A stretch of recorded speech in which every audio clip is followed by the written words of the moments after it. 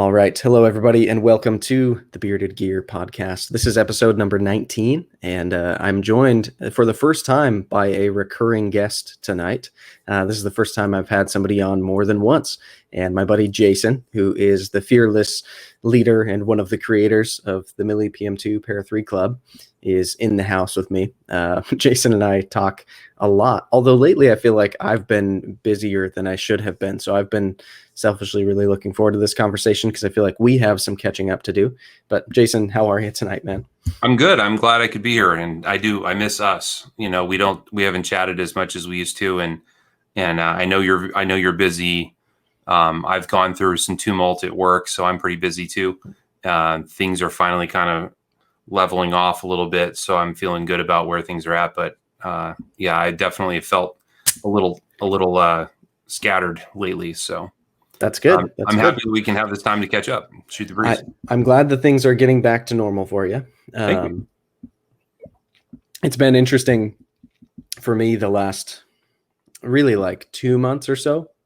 We've done a couple little family trips, just like long weekend kind of things, right? Sure. But those always end up like the ripple effect of that with what my wife and I do. It's like you have to preload a bunch of content and get a bunch of stuff shot before you can go if you want to be posting while you're gone. And then you get back and all of a sudden it's catch up time and you're like in a funk because you were just gone. So there's been that. And then I'm also the production knife that I'm working on is getting closer and closer. And so communication with Riat has been more and more and more, which is a good thing and is exciting. But it's like between that and still doing 1 or 2 uploads a day and doing the weekly podcast, all of it, it's like it's been this snowball of stuff. But it's all good stuff. So I'm not complaining. It's been a different balance lately with everything on the plate. But I'm really very interested to see this knife project of yours, get closer to completion and watch what happens as you bring it to market. It's pretty exciting. Last time I saw it, it was a pretty rough draft. I think it was the CNC printed. Yeah. So this is the 3D print still. Is it? Okay. I don't have a real prototype in hand yet. Yeah. Hopefully soon. Literally, Riat is building them as of right now. So that's it's happening, which is nice. They've been a little backed up on taking people's drawings who are working with them and making them their own drawings so that they can, like we had Wes, the Pocket Perspective, do like take our 2D, what we were happy with design wise and make it 3D. And then he also made us those 3D prints. And from there, the design was right according to us, right? But for Riat, they can't just take that file and say go to their machines. They have to make it all work into their components. Exactly. So in that process, we also took every opportunity to just super fine tooth comb like every single little aspect and just go over the drawings that they sent us. And even in that process, we caught some things as we saw their really detailed drawings, like, oh, let's add this little thing, or let's take that out. Let's switch this to that. And so like the final piece of the puzzle, literally what I was going back and forth today on was making sure that internally the pivot was D-shaped because I don't like free spinning pivots. I would greatly prefer for it not to be. And the contact over there was like, oh, well, it'll be fine because we put Loctite in one side. And I was like, no. But not the answer I need. I want a D-shaped pivot. And I was like, we need to have this feature. I know you guys can do it. And so it has to be done that way. And so they finally just got those revised drawings to us. And now I think we're finally like 100% this design is correct. So hopefully the prototypes get here and we're right about it being correct. But that's the point of a prototype, is it could also be, oh, we still need to change some things. So only time will tell on that. I've heard prototype stories from Riat before, and it was Brian Brown that talked about it. And he mentioned there's a couple very specific things in the design that they fixed and really didn't even tell him. And when he got it back, he was really happy about it because they were significant, really, in terms of the gripes that you might have about a knife, but they were subtle also. It was just very small changes. So he didn't want a free spinning pivot either. And they engineered a really unique solution that very clever and also very subtle, and it didn't affect the look of the knife at all. And I think they changed his the lock bar interface or the lock bar insert somewhere to make it work a little bit smoother and to be a little more elegant. And it's really interesting that they're so collaborative and that they really obviously know what they're doing. Right. And it's I don't know, it makes for a really nice collaboration, doesn't it? Hopefully. Yeah, it's interesting because they all along have been like, if you were to take a look at my reviews as a whole and isolate all of the Riat produced knives, which most of the ones I've reviewed haven't been their own catalog knives. They're almost all collaborative, like right. US designer or Italian designer, maybe some, but like it's not a Riat model. It's someone's model that Riat is producing. And I've reviewed a ton of them, and almost all of them without fail. It's like the quality is undeniably excellent.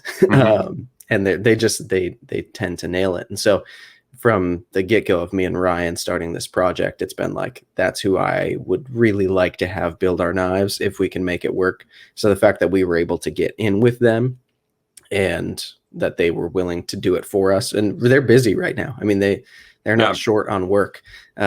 So it's pretty cool that we're able to do it and that they're working with us. And yeah, so far it's just been impressive to watch how they work. It's with how busy they are. This is the only frustration sometimes, is how long it takes, because we want things now because we're so excited. And sometimes it takes a few days before they're able to complete a step. But every time they do complete a step, we're like, all right, yep, you nailed it. So move along. Yeah. There's a misconception in the world that companies like Riat and we in Best Tech have infinite monkeys and they're infinitely large and they can fill any purchase order at any time just with a push of a button. And that's not true. It really isn't. I know of a knife builder that was lamenting that, and he was getting a lot of pressure from his customers about, why don't you just order 3,000 of them? And he said, I won't have them for a year and a half. Yep. So if you want to wait, we can wait. But if you'd like them in 3 months, then I can't order that many, because you can't just order 3,000 knives and plug them into their current production run. They're busy. There's more money being spent on knives now than there was in 2019 by a lot. And factories can't keep up with the orders. So if you look at a lot of the medium-sized knife companies and you look at their websites, there's a lot of out of stocks right now. Yep. And it's because the factories can't keep up. That's an interesting thing too. I'm trying to remember who it was. Just the other day, I was watching somebody's video and they're talking about how they're hoping that now the knife industry can start to rebound from COVID. And I was scratching my head because as I was thinking about it,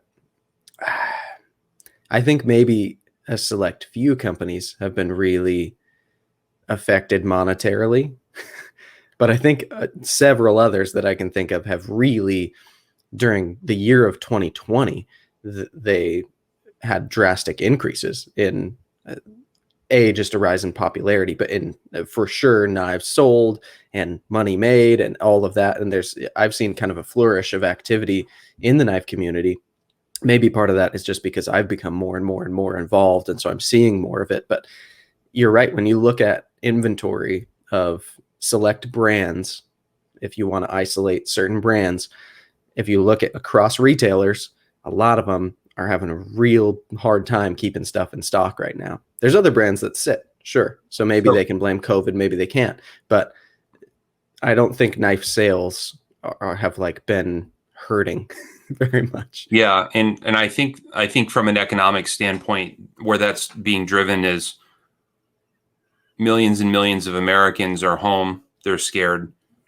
They're emotionally distressed. And retail therapy is a really nice way to treat yourself, right? Also, when you're not commuting to work every day, you have a lot more money than you don't even realize you were wasting on things like not only gas for your car, but lunch. Are you gonna buy a candy bar? Do you buy a bottled coffee drink every time you go into a gas station? Do you buy smokes when you drive out? Lunch. Those things all add up. So now you've got extra income, and then you combine that with, certain knife factories. Like I imagine Chris Reeves Knives was probably able to largely operate pretty normally because they're in Idaho, and Idaho never locked down. So yeah, I think the most that they ever did was they had to stop doing like warranty service for a little bit. they had to postpone that. I know for a number of companies, and I think that's just because they were limited on how many personnel they could have in the building, maybe. So that's like the thing that they were justifying. I really don't know that Idaho ever did that. I think for the most part, other than wearing masks and social distancing and hand washing and things like that, they probably didn't have much interruption. You compare that to Emerson, who has basically shut down U.S. operations because they can't make anything in the state of California. They're not able to go back to work. They literally can't go back to work. So, and now that they've been allowed to, a lot of the people aren't coming back because people in California suck. I mean, to be fair, I'm one of those people who could have gone back to a job eventually, but decided not to. And that's not because I was, unemployment is more. It's because I started doing this. But the state got a big bailout. So they're all, whatever deficits they had in back pay for unemployment, they were able to fill that. So, but that doesn't change the fact that it's difficult for Emerson to field a team. And then there are other factories too. I know Spyderco had a major reduction. They were only able to work with like 1/5 of their workforce on the floor. Same with Benchmade, same with Zero Tolerance, Kershaw, Gerber, all these other big companies that make tons of knives. They could only field a limited team due to limitations. So I wonder if part of that combine extra money with the lower productivity, it really just sucked all the knives out of the market. Part of it seems to really be a size thing, the more I'm thinking about it too, because like you mentioned, a lot of those biggest knife companies are the ones that were hit the hardest by it. But if you think of ProTech is in California. They're like a half hour from me. And I haven't been able to do a shop tour because of COVID, but as soon as I can, I'll be over there. I'm friends with some of the guys over there at this point. They just posted on Instagram the other day, they added 2 new machines. They've been crushing it on all of their new releases, to say the least, and their core models are moving. And ProTech isn't small, but they're not big either. They're certainly not like Spyderco or Kershaw, like not even close. But I've had a hard time figuring out how big they are based on the number of models they offer. They have a ton of knives. People don't realize they make the Malibu, but they also make 40 other knives. Right. Yeah, they make the Malibu and the Mordax are what most people know. Right. And they might know the Godson or the SBR. But yeah, I mean, even those core models seem to sell with pretty good regularity, the TR series of knives and all that. And yeah, they cannot make enough of the Malibu to satiate demand, which is like, that's fueling the company forward too, because it gets ProTechs in more people's hands.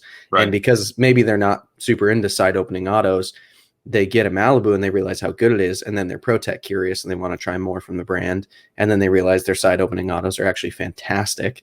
And then, it can snowball. And I think that's happening for them, which is cool to see.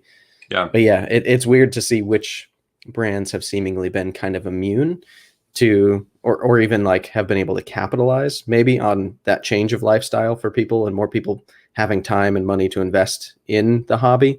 And other companies have just like had the roughest possible time. But I think the smalls and the mediums have had the easiest go of it. So I think about Giant Mouse.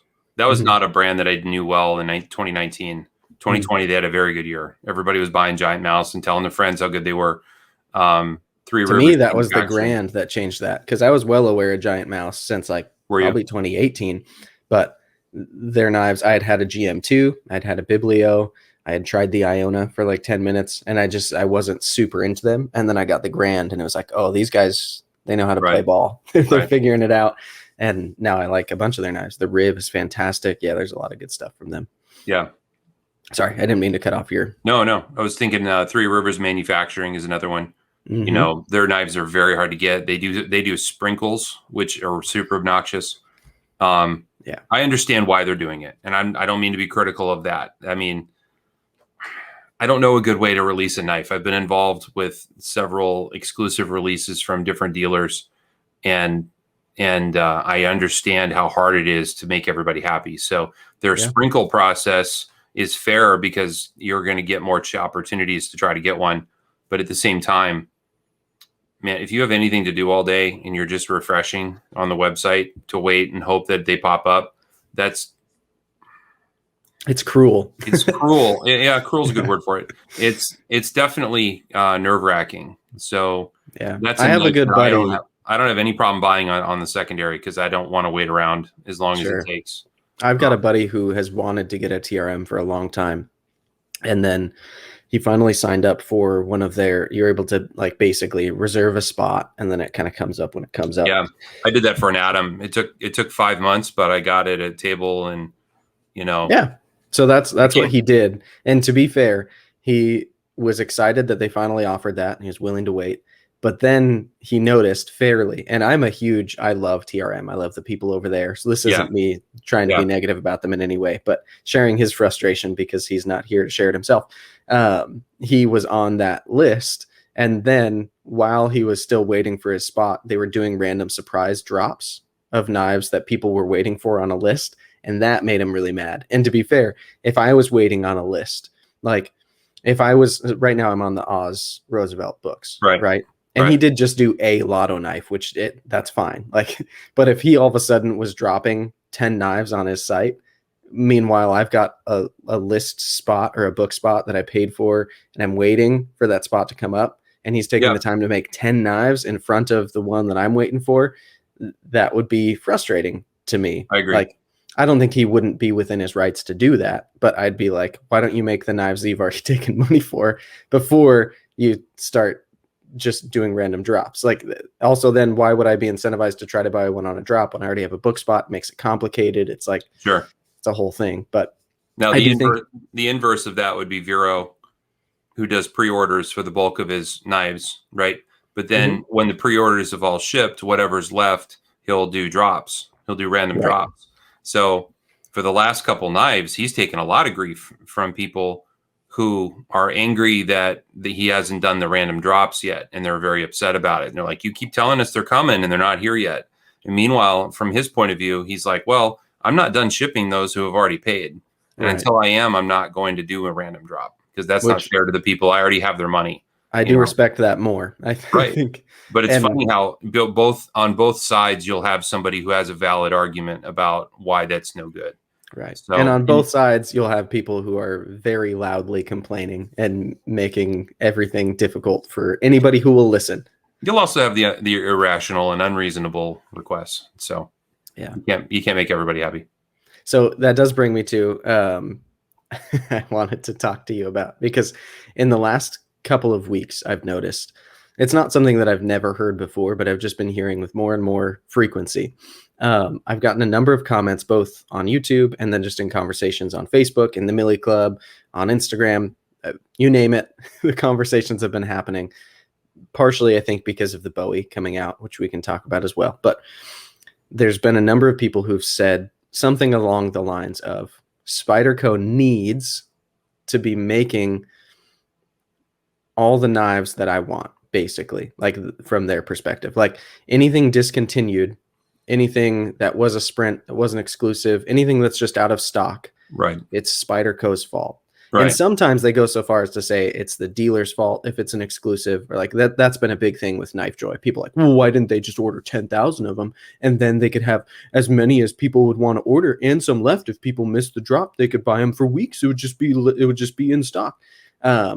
I have no patience for that, because I don't think those people understand at all how being a dealer for knives works. Right. But I do think some people, when they point the finger at Spyderco, have maybe a little more of a leg to stand on, where it's like Spyderco, if they wanted to make a ton of the Bowie in the original configuration, they could. But my retort, before I ask you yours, sorry, I'm going on and on. No, it's right. My retort is typically, I would rather that Spyderco stop making old knives and keep coming out with new knives, because I find that more fun than them just continuing to pump out. Like, there are a lot of models that are discontinued that I actually really like. Part of the conversation today was the Chubby that I've got now. I need to do my full review on. And a bunch of people today asked me, when I put it in my stories and on the group, I posted the picture. A ton of people were like, what is that knife? I say the Spyderco Chubby. It's out of stock everywhere. That's because it's been discontinued for years. And they're like, well, why don't they make more? Why don't they just make more of it? If I want it, I should be able to buy it. And it's like, I don't want them to make more of the Chubby. Even if I hadn't gotten one, I wouldn't be like, man, this needs to be fixed by Spyderco making more.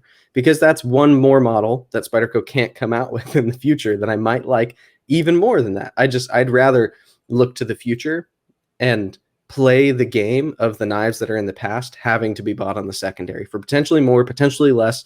Leave them where they are. If the Bowie's more expensive because they won't make any more, so be it. But like, Spyderco is going to make new knives, and if they keep making the Bowie, they can't make more new knives. They only have a maximum production that they can pump out, and so you have to take it from somewhere. You know, we need Oompa Loompas. Oompa Loompas are, you know, when I was growing up, we'd watch Willy Wonka and Veruca Salt. I don't care now. I don't care how, I want it now. Right. Mm-hmm. She sang a whole song about it. She wanted a golden goose, daddy. Right. And what happened to her? She was a bad egg. And she went down the pipe. And then the Oompa Loompas told us why. And they sang a song about it. And I think from moving forward, when I see that kind of garbage in the group, I'll probably just hit them with a Veruca Salt. I think that in this world that we live in nowadays, where everyone feels that free to express themselves, and then no one's really allowed to crack back or I don't know how to put this. Maybe it's just a shame thing. People don't have shame. So to be a grown-up in this world and cry about the fact that a knife has been discontinued and it's not fair, or somehow to frame it in a fairness argument, is just so silly. And I don't know why they feel like I don't know why they feel like you can just say those things. It's very, very strange. And I don't know. In this world that we live in, the stuff that's really cool and desirable from days of yore was generally stuff that wasn't popular in those days, right? Mm-hmm. The reason you want it is because you can't have it. And now it's super collectible or valuable because there aren't a lot of them out there. You know, I paid $300 for this Chubby. I don't think that's what they cost new. I'm pretty confident. Right. That was not a $300 knife new. But to me, I didn't blink an eye. It was like, that's a birch tree model. I want to have it to go with the Danger Pickle and the Sea Cant and my random Boker birch tree knife. I want to have more of them. And I've always thought it looks cool. I'm just going to get it. But like, I wasn't even around in the hobby, really. I wasn't into Spyderco at all when that knife was retailing. So, I can't go back in time. I can just deal with what I've been handed now in terms of the deck of cards that are laid out in front of me. And sometimes I think it's people who are new to the hobby who are making these complaints. But then I have to remind myself that we all live in the same world, right? And the knife hobby might be kind of a microcosm, but I do think a lot of these things are pretty standard. Things that I would consider common sense of like, oh, this company doesn't make that product anymore. Like, I can't just go to the Apple store and ask for an iPhone 8. They haven't made it in a long time. They won't have one there to sell me. No matter how much you might want it, you can't have one. I could think it looks so cool. I could feel like I need to have it, but I can't go to the retailer and get it. And Apple has no incentive to make any more of the iPhone 8. What would possibly be in it for them to cater to a couple of weird boomers on the internet who are like, that's the best one, I gotta have it? Like, I just don't. So in my opinion, I believe in constant quality improvement. Spyderco calls it CQI, and it's an ethos that they have when they make stuff. Mm-hmm. And they've branded it and they've trademarked it. But to when you really think about it, most corporations follow that. When you make something, your goal is to get better over time, not to get worse over time. And if you believe that's true, then going backwards into antique models that were discontinued, probably because they weren't popular. Let's face that. They've never discontinued a model that was hugely popular. At least not in its time. Some things have become popular later, but it was too late. Right. They sucked at selling when they were on shelves. If nostalgia drives a model, then it's really just nostalgia propping it up. And the proof will be in the pudding when it's re-released. Mm-hmm. So an example I can think of recently is the Loom Tanto and the Dodo that Blade HQ released. Both very cool, right? It's very cool that they went with their color palette and their steel choice, and then they went back in the day and they pulled these models out. But if you play with those knives, they don't hold up compared to the newest, most cutting edge models that they've come out with. Mm-hmm. And that's okay. It really is okay, because you want a company to move forward, not backward. And if you're nostalgic for those models, there's plenty of them out there, right? You can go collect Ford Escorts if you're into Ford Escorts. There's a lot of them. But I happen to notice that nobody collects Ford Escorts. What they do want is the rare crap that you can't get, you know. And you can see over my shoulder here, I got a couple guitars, right? Same is true with guitars. All the most expensive, valuable models that everybody covets are the ones that in their day weren't very popular and nobody wanted them, and they were discontinued after a couple years, and now everybody's got to have one, you know. And it's true of anything under the sun. You know, anything that's collectible or valuable, the ones that people collect after the fact are usually the unpopular ones. So yeah.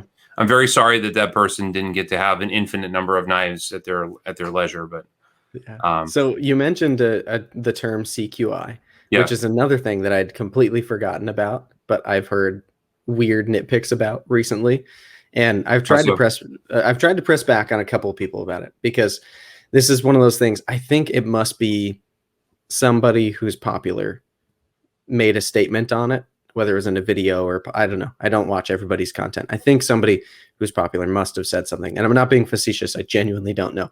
But with the number of people who've been mentioning CQI to me, like it's a negative thing at Spyderco, it's been weird, because they've been saying they don't like and they disagree with the idea that Spyderco would come out with a model and then just 6 months later, they'd have a CQI version of it. Their idea is that Spyderco should have it perfect before they ever release the knife.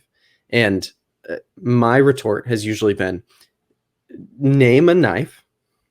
If you can name more than one, that would be even better, that came out and had issues, like problems, like they came out and the knife was defective and then CQI fixed it. Or are you talking about Spyderco, as they kept making thousands of these things, figured out a way that they could do it better as they were going, and instead of not doing it and waiting until there's a version 2 in a year or two, like instead of not doing that, they just on the fly were like, great, we figured out something better. We're going to tweak it in our machining or whatever part of the process it is. Like, that's the way I see it. I think it's great that Spyderco can that quickly, as a big company, institute minor changes that make the model a little bit better. But a bunch of people are like, oh, well, it's messed up that they'd come. Why would they release the knife if it's not right yet? The fact that they're doing CQI means it's wrong when it comes out. And it's a very naive opinion to have. And right? If I offend anybody with that, then it's too bad. It's a naive statement to make. I mean, just yesterday I downloaded a new iOS for my phone. Should I have not downloaded it? Be under the principle that they should have gotten it right the first time. So I should fold my arms and just harumph it and say that, you know, I don't need to download it because it should have been right the first time. That doesn't make any sense. When you manufacture something, it doesn't matter how long you look at it. Once it's in the hands of your customers and your customers look at it, ultimately what they think is more important than what you think. So part of the CQI process is listening to your customers and then giving them what they want and what their wallets will vote with. So a good example I can think of is the Para that came out a few years ago. When it came out, it was an incredible knife, but many people in the community were disappointed that it didn't drop shut. They wanted the knife to drop shut. Now, by design, the knife doesn't drop shut because it will cut your finger open. There's nowhere for the choil to hit you on the finger on the way down so that you can kind of half close it, get your finger out of the way, and then flick it shut like we do on other knives. Right. But my middle name is Danger, so give me drop shut. Yeah. So everybody wanted drop shut, drop shut, drop shut, drop shut. So after the first batch came along, they fixed that. And boy, does it drop shut.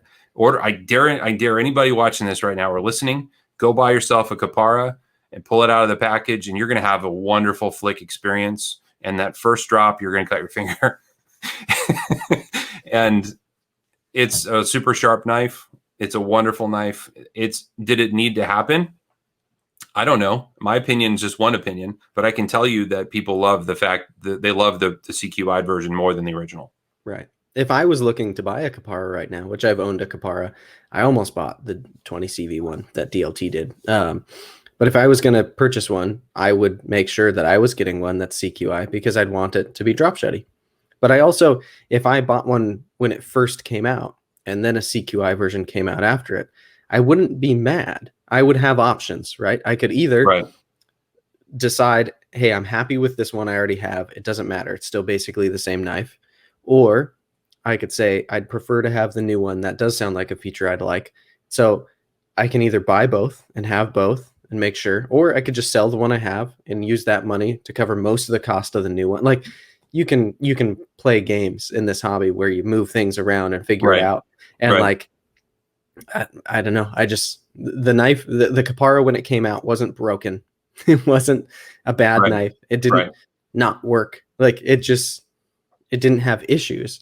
Instead, they just improved on it, which is literally what CQI stands for, constant quality improvement. And I love that it's actually constant. Like they're actually doing it off the cuff as things come up, and they're not afraid to like push that button. Whereas I think a lot of companies would be like, oh, well, yeah, it's actually doing okay, so let's write it out. Maybe we'll revisit this in a year. We'll see. Yeah. And let's consider another economic driver of that. Let's say every time Spyderco makes a change to a knife, they announce it 9 months ahead of time. What do you think that's going to do to the sales of the current model? It's going to drop through the floor, and dealers are going to be left with inventory that they can't move. And if Spyderco builds these in batches, which they ought to, they build them in batches, and then they have a batch, and it just so happens that the public finds out there's a model refresh coming. They're not going to buy the existing models. And now you're screwing your dealers, you're screwing your customers. You might have to buy back all that inventory and sell it at a loss. It's just, that's just a really horrible way to do business, right? Change is going to come. You have to embrace it. It's not the end of the universe. And as it comes, you just have to deal with it as it comes along. And, you know, it's just silly to think that they're not going to they're going to release a model and then leave it alone. What if it was dangerous? Should they just keep making it because it's perfect? That's silly.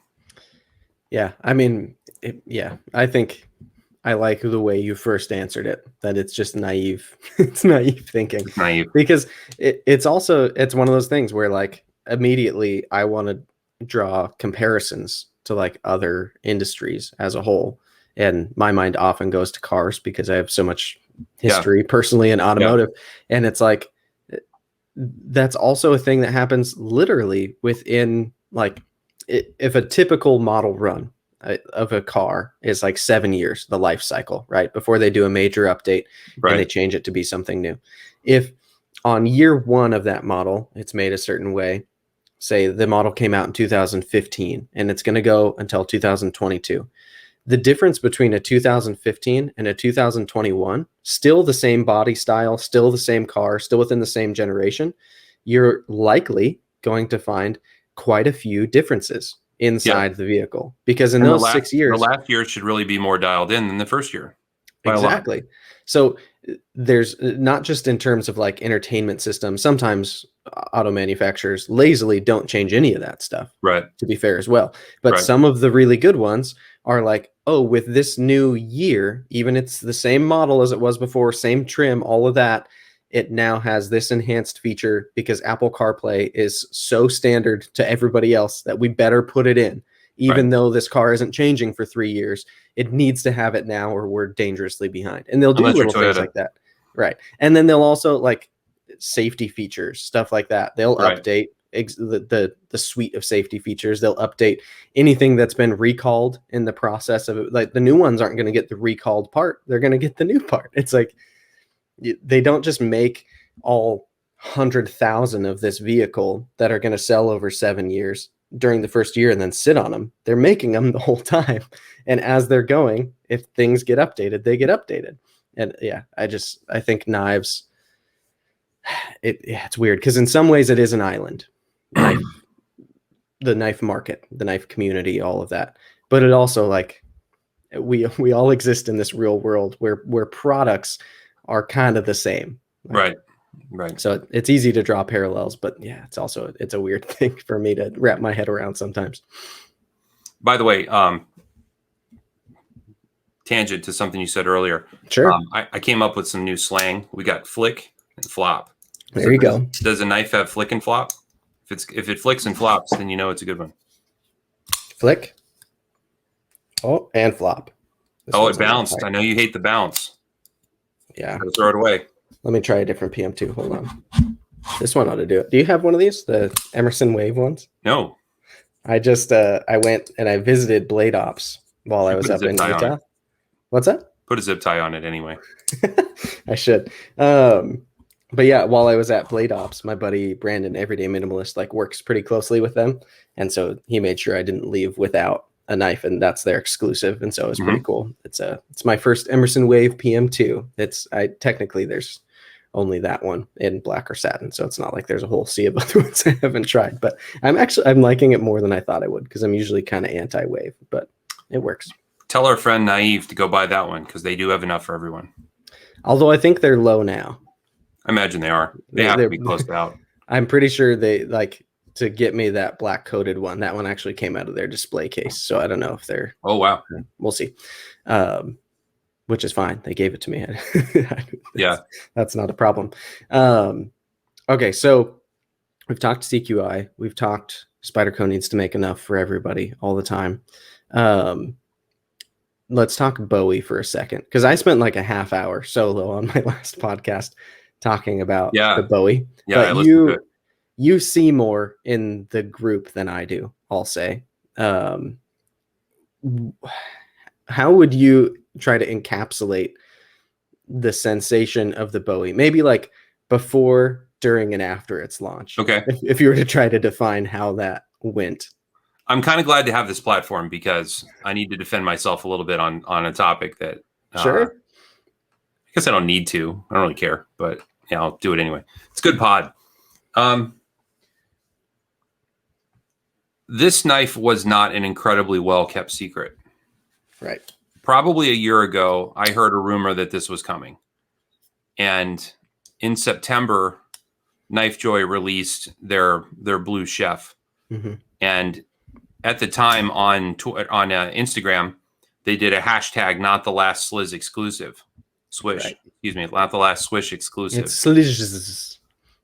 It's Swish. I looked at if you go to the Google Translate tool and type in Sliz and then translate it to Polish, it says Swish. I've been told by enough people that it's Swish now that I believe it. I just still I have to say it in a weird way every time, or else my brain. More Polish friends so I can verify.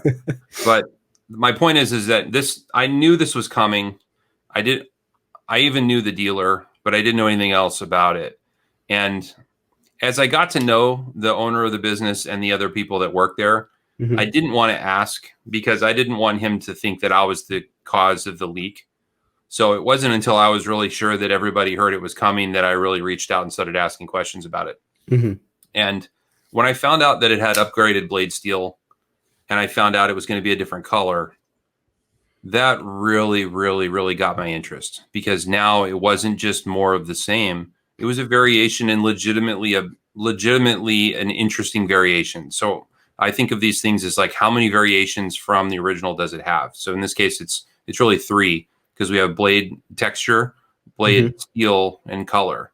Mm-hmm. And at the time, Thomas Moore and I, Tom Moore, Tommaso Moore, as Nick Shabazz calls him, we talked about it a lot. And we were like, I can't think of a discontinued Spyderco that has had more hype, more conversation, more angst, more opinions about it than the Bowie.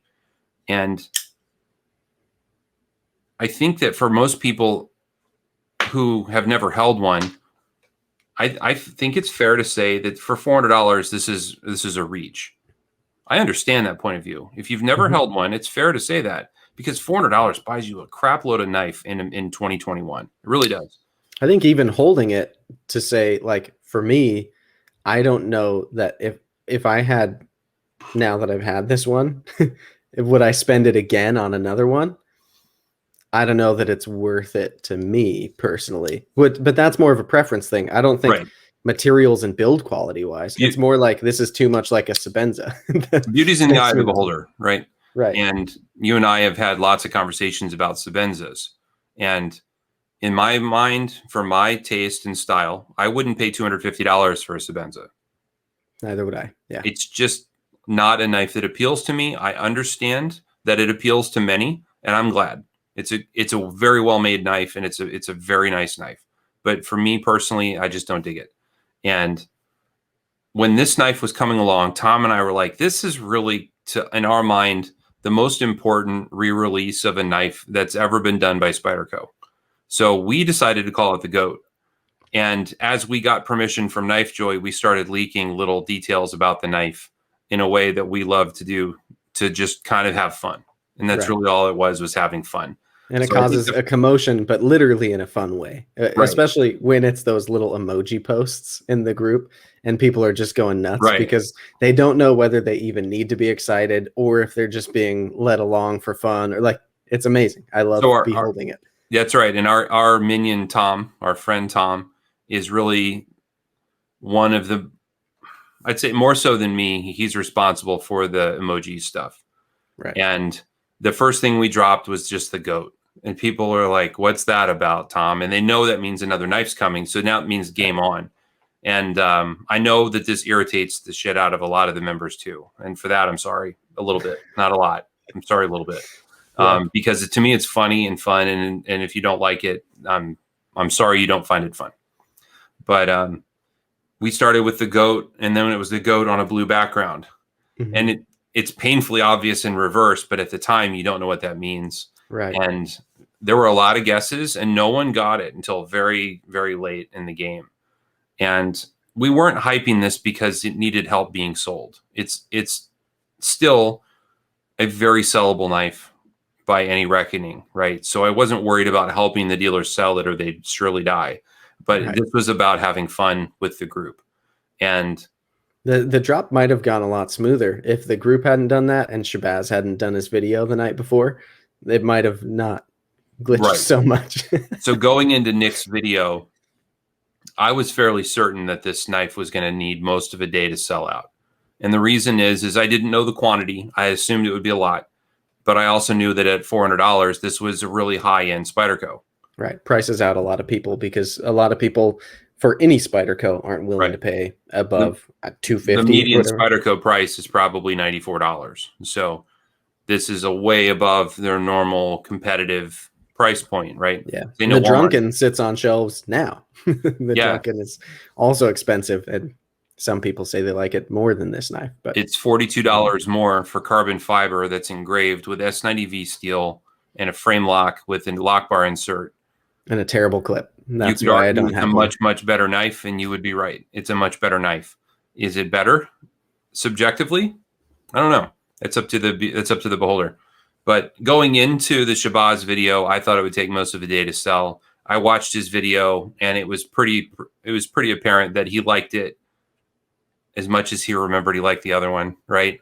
And the only thing he was unsure about is, do I love the color or do I not? Do I love the blade texture or do I not? And the grind on the blade texture is very pretty. I prefer it. It's different. It's very pretty. It's just as repairable in my mind. You can go at this with a rust eraser. This is a rust eraser. You can go at it with a rust eraser, and you can clean up scratches on it. On the polished version, same thing. You can just buff it. And on XHP steel, a cotton buffing wheel with a little jeweler's rouge will take care of a scratch. So either way, knife's pretty fixable, right? But M390 is a remarkably better steel than XHP. It's more stain resistant by a lot. It's almost as stain resistant as LC200N. Right. It's much tougher. No, it's as tough, I should say. It's as tough, but the edge retention is quite a bit better. So no harm in that, right? So then the knife comes out, and as it comes out and as it's selling, there was a lot of anger about it. People were very upset about it. I think expectations were low, and there were many people, it turns out, who had never touched one. Many people had never held one, and they were buying it based purely on the hype and the FOMO. And they were going into it expecting to be disappointed. And what happened, I've noticed, is that in the group, there's been at least 20 posts from people going, well, I bought one. I didn't think I would, but I did. And now it's here. And guess what? It's really pretty nice. There's not been a lot of people that have gone, hated it. There have been some. But what I'm noticing is that a lot of them are going, holy cow, this is really a good knife. I didn't realize how nice it would be. The lockup is nice. The action is excellent. The knife opens and closes very easily right out of the box. I haven't adjusted mine yet, and it flies right open. It's fantastic. The lock bar doesn't stick. And guess what? You don't necessarily have to have a lock bar insert on a knife. There are lots of small knife makers that don't use lock bar inserts, and they do just fine. You know, it's about the geometry more than it's about steel and steel. And, you know, I've got a K2 in my knife case over here that is a good argument to the contrary that they do need them, because that crazy knife, you know, the lockup on it is insane, and it takes 2 hands to unlock it. So that's unacceptable in the world of a $400 knife. You can't do that. But here we have a knife that's sold out, I think, in 13 or 14 minutes. Yeah, it took me a full 12, so I know it took at least that long. And I do know how many that they ordered, and I do know how many were sold, and it was a lot. It was a lot, and more than I thought. So the fact that it sold out that quickly means that there's a crap load of these out there. I know that the dealer is very pleased with how it went. You know, Chris at Knife Joy is very happy with how it went. Of course. I would call it a big hit. Like, I have this one, and I also have an original, and it is better than my original. It is better. It is a little bit better made than the original. But I do really, really like this mirror finish too. On the to me, I think that finish looks prettier, but I prefer belt satin for use, just because like the type of cutting I do with it, I find it just shows the wear a little bit less. It does. But to me, like, I don't know. I'm still on the fence whether I'm going to keep this thing. I don't know. I like it more than I liked the one I reviewed the first time, because when I reviewed the one the first time, it was not a user and it was a loaner. And so all I could do was fidget with it at my desk. And it's not for where I set the bar. It's not a good fidgety knife. It's just, it doesn't do the things that I like when I fidget with a knife. The hole access isn't very good. I can middle finger flick it, which helps, but it's not intuitive or easy. Thumb flicking it, I still struggle with. Slow rolling isn't really my thing. I have a very hard time finger flicking it because of the way the lock bar sits so far up on the hole. It's very hard to get your finger in there without pushing on the lock bar. Yeah. So it's pretty obviously not designed for that. I have a feeling the man that designed this is just slow rolling with his thumb. Correct. But you can thumb flick it. Right. But I have found what's interesting to me, the most parallel thing I can compare it to is the fluted native.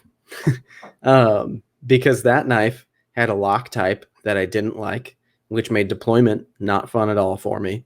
But the more I carried and used that knife, the more I loved it, because it was truly an excellent knife to carry and use and to cut things with. And with this, it's been kind of the same thing. Like, I found myself, even when I pull it out of pocket, because I don't want to worry about where I'm putting my hand. I got a PM2, middle finger flicking is the most thoughtless thing ever for me. I don't have to concentrate to do it. On this, I don't want to deal with that. So I find myself pulling it out and slow rolling it like I did with that native. And then when I cut with it, it's just a breeze and it works really well. Right. Ergos are great. So it's like one of those things where it's redeeming itself in use, which is one of those things people say all the time. Like, oh, who cares what a knife fidgets like? It's supposed to just be to use. It's a tool. Like, get a fixed blade is what I usually say to that. That's a valid point of view for knife guys. It really is. Sure. I understand. I don't live that life. And I respect that you do, and I understand why you would feel that way. I'm okay with it. I don't respect people coming into comment sections and making it like, how dare you talk about action on a Norseman? Like, what? Like that, they lose me. Yeah, the scum and villainy of the YouTube channel comment section is just bottomless. It's so hilarious. Crazy how inappropriate some of those guys are. I know you're watching right now, some of you. Yeah. They definitely are. It's I'm fine with the people who to themselves privately are like, I only buy knives that I can use as tools, and I'm going to use them as tools, and I'm not going to worry about all that fidgeting nonsense that the kids are into these days. That's fine. And I can, like you said, I can even agree to a large extent that they're right. You know, like, if you look at it as an object, a knife is designed to cut things and everything else is superfluous. But to go in and start talking, injecting yourself into conversations about knives that are designed to fidget well, and then complaining that people are talking about how they fidget, is just asinine. That's part of what makes Spyderco so magical, is they do make knives for that purpose, right? Right. If you want a hard using knife that you can drop off a ladder, they make those. It's called an Indela. It's got an FRN handle. It's got VG10 steel, which you can't damage. It's perfectly perfect for that type of thing, you know? So you don't have to buy the Ferrari knife and then complain that it isn't an F-150. It doesn't make sense, you know? Yeah. Yeah. If you're commenting on a video about a Holt and you're like, shut up about the action, let's hear about how it cuts. It's like, Right. You're missing 90% of what a Holt is built for. Right. It's 10% built to cut. And it I'm does that surprised they don't tip 10% them with nitrog really gloves. well. Yeah, true. But and there are people like my buddy Nick Rogers, who's been on the podcast. He's the guy behind Niche Designs. Yeah. And one of the reasons why I respect Nick so much is because I don't know how long he's had it, but it's been a while. He bought a skiff, and it's not the Drifter. It's the one that's like a trailing point type of looking blade. Yep. I have a visitor. My little girl is at the door. Oh. Can you pause it for a second? Yeah, 1 sec. Be right back. What was I saying? I think I was talking about skiff for some reason. A skiff knife. Yes, I was talking about Nick, my buddy, Nick Rogers. Yes, he Nick has Rogers. A skiff because we were talking about people using their stuff, high-end knives, and how some people never use knives like a Holt or whatever it is. But part of why I really respect Nick, great, I've got it, we're here. It's because he bought a skiff, and I looked it up. It's called the Culprit, I think is the model that he has. Okay. And gorgeous knife. I've held it. It's the knife that's like in his pocket most of the time. And he went with the Damasteel blade because at the time, I think the highest end steel that skiff was using was like, I know now they use CPM 154 sometimes. I want to say they were using 154 CM or something. And really, the Damasteel they were using at the time was actually the higher performance option. Right. And so he got that, and it has like Timascus clip and stuff. And it's like a gorgeous, really dressy version of a skiff, which is already a crazy nice knife. Yeah. And it was like kind of a grail for him. He bought it, and it goes in his pocket, and he cuts everything with it. And it is his user knife, and it is what you'll find in his pocket 90% of the time. And I love that. And I think it's awesome that some people will buy the Ferrari, if you will, if we're making this analogy, even though Ferraris aren't my favorite supercars, but someone will go buy the Ferrari, and then they will take it to the track, and they will drive it to its limits, and they'll bring it back home, and then they'll do it again. And it's not like, oh, I tracked my Ferrari one time. It's not like, oh, I got my Koenig and I cut something with it. Like, there are people who drive their supercars hard all the time and take them to racetracks. They're called Porsche owners. Yes. If you go up Angeles Crest Highway here just north of LA and you look at the people who are driving Porsche 911s, when I owned an Audi, I would go on canyon cruises and stuff and push that car, which had limits far below what a 911 turbo would. But there's something about getting the really nice tool that a lot of people wouldn't have the cojones to like really use to its limits because it depreciates or whatever the reasoning is, but to just like use that thing. And so I've made the contention quite a few times that, like when I was talking about the Norseman in my review recently, it irks me that they would be looked at as like a pinnacle tool, right? As a pinnacle knife offering. And yet they use CPM 154 or RWL 34, and there's no higher tier steel option. And they cost $1,000. And it's like, I don't care what their reasoning is because I don't agree with it. I couldn't care less what the excuses are of somebody making $1,000 knife and using a steel that isn't optimum, like isn't even arguably the best for the case. Because if you're charging that much for a thing, then either charge me another 20 or $50 and use the better steel because that's the material cost, or like lower your price by a lot to reflect what materials are going into it. And I don't know. I struggle to wrap my mind around some of those choices, but I also think it's respectable for people who are like, hey, I love D2 and I use D2 all the time. Like, both things can be true. It doesn't mean that Grimsmo should be putting CPM 154 on $1,000 knives.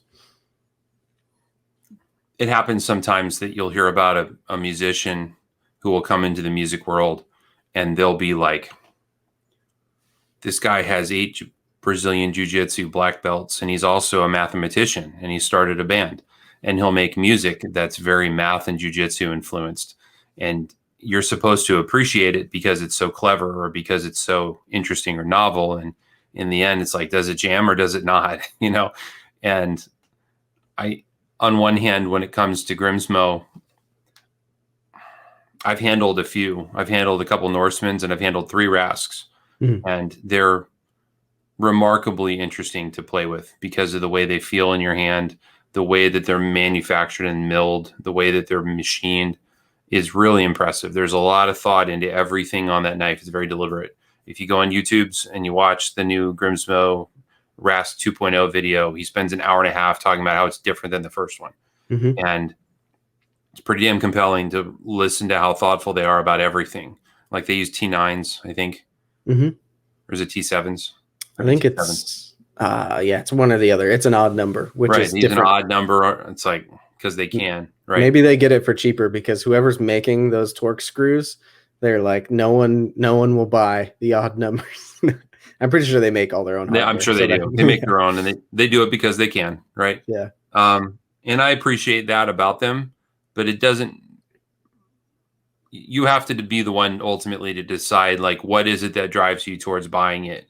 Is it the fact that it's an effective cutting tool, or is it the cleverness in the manufacturer, or is it the je ne sais quoi that they have? They've just got that it, and you identify with it, and you're drawn to it. Another example I can think of is the Spyderco Yojimbo, which everybody who owns a Yojimbo will tell you all about how good it is for self-defense and how tactical it is. And that's very true. But I will never need a tactical knife. I live in central Indiana. There's no such thing as violent attack where you're going to defend yourself with a knife unless you're doing something that grandma told you not to, like stand out after 2 a.m. So that knife may push all the buttons for a tactical knife, but I just don't need that in my life. It doesn't resonate to me. It doesn't mean anything to me. So as much as respectable as that blade is, it's just not interesting in my world. And I'm like you when it comes to the Norsemen. They're picking a blade steel with all the attention they put into everything else. They thought about the blade steel alloy that they're going to use. They did. They thought about it long and hard, and they've ruled out everything but that one. I promise. So what is it about that steel that is so interesting to them? I can probably guess that it's easy to mill because they refuse to grind anything. And I don't know why they would do it the hard way other than just to see if they can. Maybe there's the Everest aspect of it. Can we do it that way? And that's why they've chosen to do it that way. And it is true. Fair, there's people who mill M390 though. It happens. There's other people who do it is usually what I come to. Right. Where it's like, if other people are doing it, then the excuse that it's undoable becomes invalid. Well, if you're going to make it an Everest situation where you climb it because it's there, then why not go with a higher steel? Why not go with a more difficult steel? It's already hard. Do it the harder. Do it the harder way, And that's just that when I look at it that way, like when you look at a Porsche, if you're looking at a top tier modern Porsche, there's a couple of routes you could look at what you might consider a top tier Porsche these days. They don't make the 918 anymore, but so let's just imagine within the realm of the 911, you can go Turbo S, which is going to be as plush with the features as is possible in a 911 and is still bonkers fast. Right. Or you can go full race car and go like GT2 RS, which I don't think they're even currently producing the GT2 RS because now they're on the 992. But anyways, imagine you're looking at a 991 currently. Yeah, the GT3 did just come out. So you can go like race car route, or you can go like plush, like road and canyon, still supercar, but a little more like respectable on the road, a little bit less stiff. It's dampened different, all that. But either way, if you go with the brand new GT3, they're still in this day and age, they're still going to put a radio in it. It's still going to have nice, comfortable seats. Air conditioning. It's all going to be like, if you're buying a Porsche, they're not going to cheap out on any component in that car when you're looking at a top tier 911. They don't put an inline 3 in it. Weird. Yeah. And then if you look at if you go the other end of the spectrum and you're looking at like quote unquote performance cars, but that are budget, you might think, maybe like the Toyota 86 or the Mazda Miata, or like things in that realm, like little rear wheel drive, 2-seater, economical cars that you could track and you can tune and all that. There, you can potentially get something really cheap that you can still go pretty fast in and will be missing things, right? So if you're talking about low-end knives that they're squeaking M390 into, then yes, the rest of the knife might not be all that nice. But when you start talking about hundreds of thousands of dollars for a car, they can't get away with not putting nice features in it because it's fast.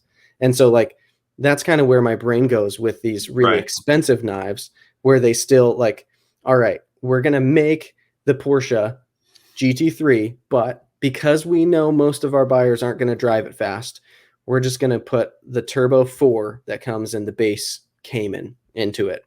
And that'll be great. People won't even notice the difference because they're hardly going to drive it anyways. Like that's what I think is happening when people are choosing steels like RWL 34 and CPM 154 for knives that cost this much. And to be fair, those steels are objectively fine. Like they're actually quite good in a number of ways, but it's inarguable that they're not the fastest. They're not the best. They're not the most powerful. And it's like, to me, it's not a matter of whether or not they're good or not. It's a matter of, are they current or are they obsolete? And RWL 34 is largely obsolete. You know, 01 steel is obsolete. Those things have been supplanted by things that are superior, and continuing to use an inferior steel. There's no logical reason to do that when there's something superior out there other than it's familiar. And that's okay too, but I think people just have to make a decision for themselves. You know, I feel the same way about D2 steel. Everybody who wants to talk about D2 steel always follows it with a ... for the money. And I don't know. Next time I buy a $40 knife, I don't know I'm going to be hyper fixated on anything other than grip, you know, and I don't know, edge geometry, I guess. Like, yeah, is it a wedge or is it a knife? So yeah, I don't know. We see that a lot with D2, right? Well, XHP steel was designed to be the replacement for D2, and it's twice as tough. So why wouldn't you just use that other steel? It's not a lot more money. It's probably a few cents per blade. And what's crazy is XHP is still one of those steels that, like, when you see it on those knives that are in that high price tier, like low level production, very expensive knives, if it has XHP, sometimes I even catch myself like, oh, good, at least it's got XHP. And it's like, I like XHP, but I don't $1,000 like it. Not even close. I just, when I can get, and I think we meant to talk about these anyways, but when you can get Van-X for $350 in a production, relatively limited. Sometimes they're not in stock, but they're frankly pretty available. If you want one of these, it's not impossible to get a quiet carry drift or a Waypoint in Van-X. 6 or 7 times a year, you're going to be able to buy that knife. Yeah, and even when you can't on the site, they're not insane on the secondary. Oftentimes, you can find one for what they cost new. If maybe these are 20 these bucks are $305, and you can get them for $295 on Knife Swap. You know. Yep, exactly. And it's like, granted, this isn't built in the US. This isn't doing the things that those really crazy expensive knives are doing. But I think this is evidence that it's possible to use very premium materials and not cost insane amounts. The Tactile Knife Co. Rockwall that I just got, and I've actually just sent into them because I talked about that, I think, in my last podcast. They're updating the detent for me, which is awesome of them because mine is number 95. And somewhere after number 95, they figured out how to make it snappier. And so they're just updating it for me for free, paid for shipping to them. Like, awesome situation. That knife is in XHP and it's $300 with really fancy, very cool milling all over it, built in the US, right here in Texas. Like, it's possible to be doing these things. And I think a lot of the reasons why it hasn't been happening for a number of the companies that are playing the expensive US made knife game is because no one's been making them not do it. There hasn't been somebody who's providing something that competes with them in any way and plays their game, but at a lower cost or with better materials. and now you're starting to see some people notice that gap and try to fill it. And I'm super excited about that, because I'd like for, like, there's been a budget knives arms race for the last like 2 or 3 years with Civivi and CJRB, and like there's these brands that are like trying to have the recognition as being the best budget knife brand. And I think Civivi kind of won that at the moment. I think that's kind of the zeitgeist. And I would agree, from the ones that I've handled, for the money, I think they're great. The D2 for the money that they're using is great.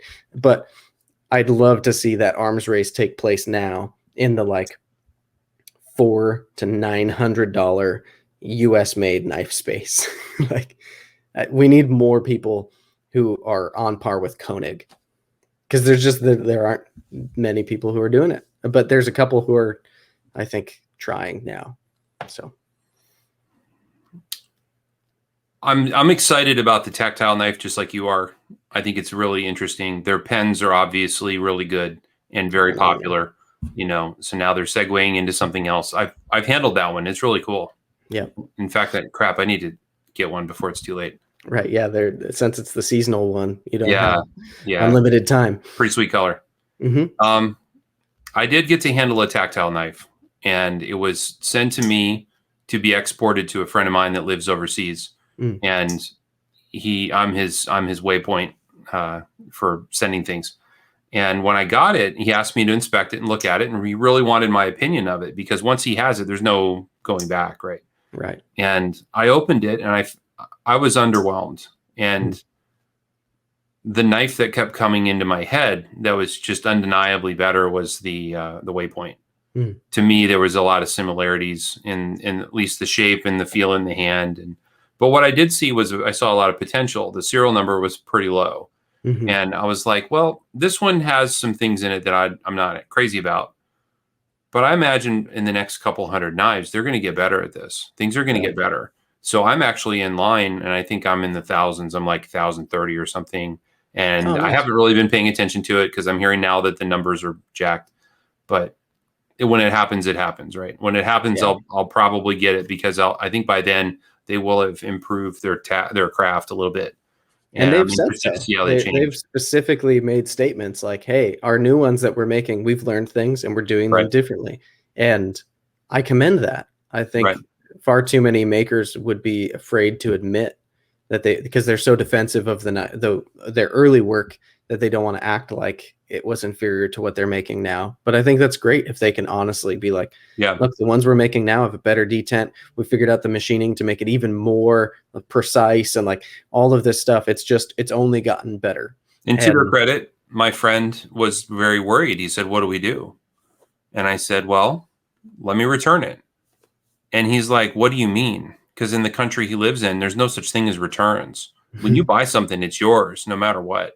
And if you don't like it, you can take off. There's no sympathy for that. And I had to explain to him what a return meant. And then I had to explain to him how to get a return. And he was it took a lot of handholding. I didn't really think about how different that would be for him. So he wrote an email to them, and I more or less told him what to say. And to their credit, they said, no problem. We don't want you to have a knife you don't love, so send it back. Right. And he wrote me back, and he goes, I can't believe it. And they even sent him a shipping label. He was shocked at that. So they were very gentlemanly about it. And knowing my friend and knowing his tastes and preferences in knives, he would have been underwhelmed by it. It just wasn't where he would be satisfied. So, and to their credit, they took it back, and I'm more than willing to try it when my turn comes. I'm very excited to check it out. Yeah. I imagine, so even the one that I already had was number 95, right? That's what I just sent back to them. And that one was I enjoyed it. I thought it was pretty good. But the detent was really my only, like, not even gripe, but it just wasn't exciting at all to me. Because if it's going to be flipper only, in my opinion, it should be really snappy. Like, that's what you want a flipper to be. If there's no other deployment method to be slightly soft for, it should be snappy. But yeah, I'm stoked for when that knife comes back, because I already loved the way it carried. I liked the ergos. I think it's a little more comfortable in my hand than the waypoint, because it is so much more chamfered and kind of rounded. It's a little bit thicker. And yeah, but they are super similar knives. But Yeah, when I get that one back, I've already talked to, I think the guy's name is Will over there. He's going to come on the podcast because Oh, wow. Very cool. Yeah, I'm intrigued to talk to him because I think it's cool to observe that they're playing that game, and they already have like machining know-how, and they already exist in the space because of their pens. They know who they're selling to, and they get it. They seem like they're knife guys, and that's why their design is pretty good right off the bat. And they're like shamelessly, we're doing this in Texas. We're a US company. They have crazy good warranty. They're doing all the things that everyone raves about from the other US companies. And I think there's just a crazy good amount of potential there to see a player like that, who in their first couple hundred knives have already improved dramatically. That's a good sign. Isn't it fun to be able to talk to your heroes? Yep. I love that about this medium. You know, I've been able to talk to some people that I admire a lot, and it's I'm doing very it right now, Jason. That's right. You included, of course, naturally. I was saying you're my hero is what I was getting at, the other way around. Oh, I thought you meant you were speaking for yourself as my hero. Yeah. I don't know. It's really fun to have that, to be able to talk to them. Like I'd love to pick his brain and find out how they tick. But yeah. My favorite podcast so far, I don't know. It's hard to actually pick favorites because the ones where I'm talking with friends are also their own kind of enjoyable. Right. But the ones where like I haven't really known the other person that well coming into it, and they just do something that I think is cool. Like Brian Brown sticks out right off the bat because I had never, I don't think I'd heard his voice. No, I had, because he'd been on your show. But I didn't catch the whole thing. Yeah. I didn't catch the whole thing when he was on, and then it wasn't watchable after. But I hit it off like pretty well with him and have talked to him. He's such a great guy. Then. He's such a great guy. If I go broke at Blade Show to get one of his knives, it'll be worth it. There you go. And it was so helpful for me at the phase I was at, especially right then when I had him on, with where I was and trying to get a knife into production, like being able to have that conversation, invaluable, just unfair how nice that was for me. Yeah. And to talk to Joseph Vero long form and Ben Peterson and like these people who they know. I always struggle to say people know more than I do or less than I do. I think people just know different things a lot of the time, but they are so much more well-versed in arenas that I don't know enough about yet and want to.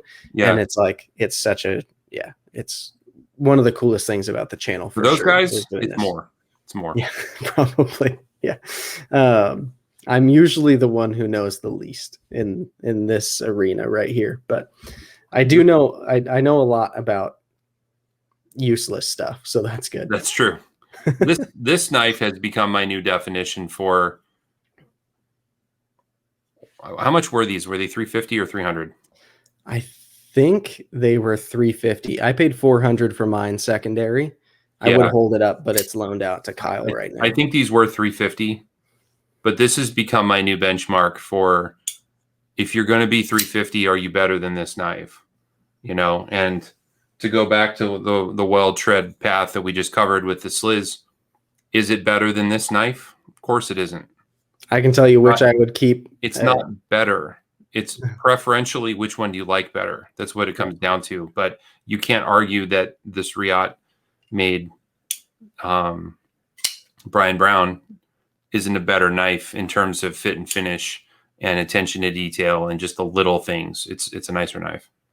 Yeah, I have the one that's no flipper with inlays, and it's funny. Like when I did my recent top 10 update video, I think I placed it number 5 because, let me think. It was Koenig Aries was number 1, and then it was the Holt Haptic, which I've now traded, and then it was the CKF Evo 2.0, which I think I'm about to sell. Please don't message me, everybody. It'll go to a buddy. Don't at me, bro. Yeah, and then number 4 was the Mini Goblin, and then number 5 was the Jaeger. But it's funny because even like those knives make sense in my head that they were ahead of it, and it just felt like it had to happen that way. But really, like, I don't know, in my heart of hearts, a lot of the time I think of it as the only knife that, like, the only knife I'd actually put ahead of it is the Arius. And when I compare it to any of those other knives that finished ahead of it, it's like if I were to really battle myself on it, I could convince myself that the Jaeger M I actually prefer. It might not be nicer, especially than like the Holt haptic, obviously, but I traded the haptic and I'm not planning on letting go of my Jaeger. So that's also an indicator. I adore that knife. The proportions, the weight, the feel, the action, the grind, like the way it works, the way it looks, all of it just comes together to be absolutely one of my favorite knives for sure. Overall, I'm usually not a fan of this blade shape. And this knife is particularly useful. That tip style and the edge, it's very, very useful. It's a very practical knife. My only criticism of knives like this, and it's just, I think it's mostly me, it's no one's fault. When you carry a knife like this, the way that the pocket clip attaches to the knife on the side of the knife, it means that your pocket is going to basically terminate right about here. So you have 3/4 to an inch of the knife sticking out of your pocket, and you know, you're putting your seatbelt on. Are you going to bump it as you go to buckle your seatbelt? You rub up against the corner of the countertop in the kitchen. Are you going to scuff all the anodization off the back of your clip? If these could ride just a little bit deeper in the pocket, I would feel better about carrying them because I'd be less likely to mangle them. But I'm really good at demolishing pocket clips by catching them on things.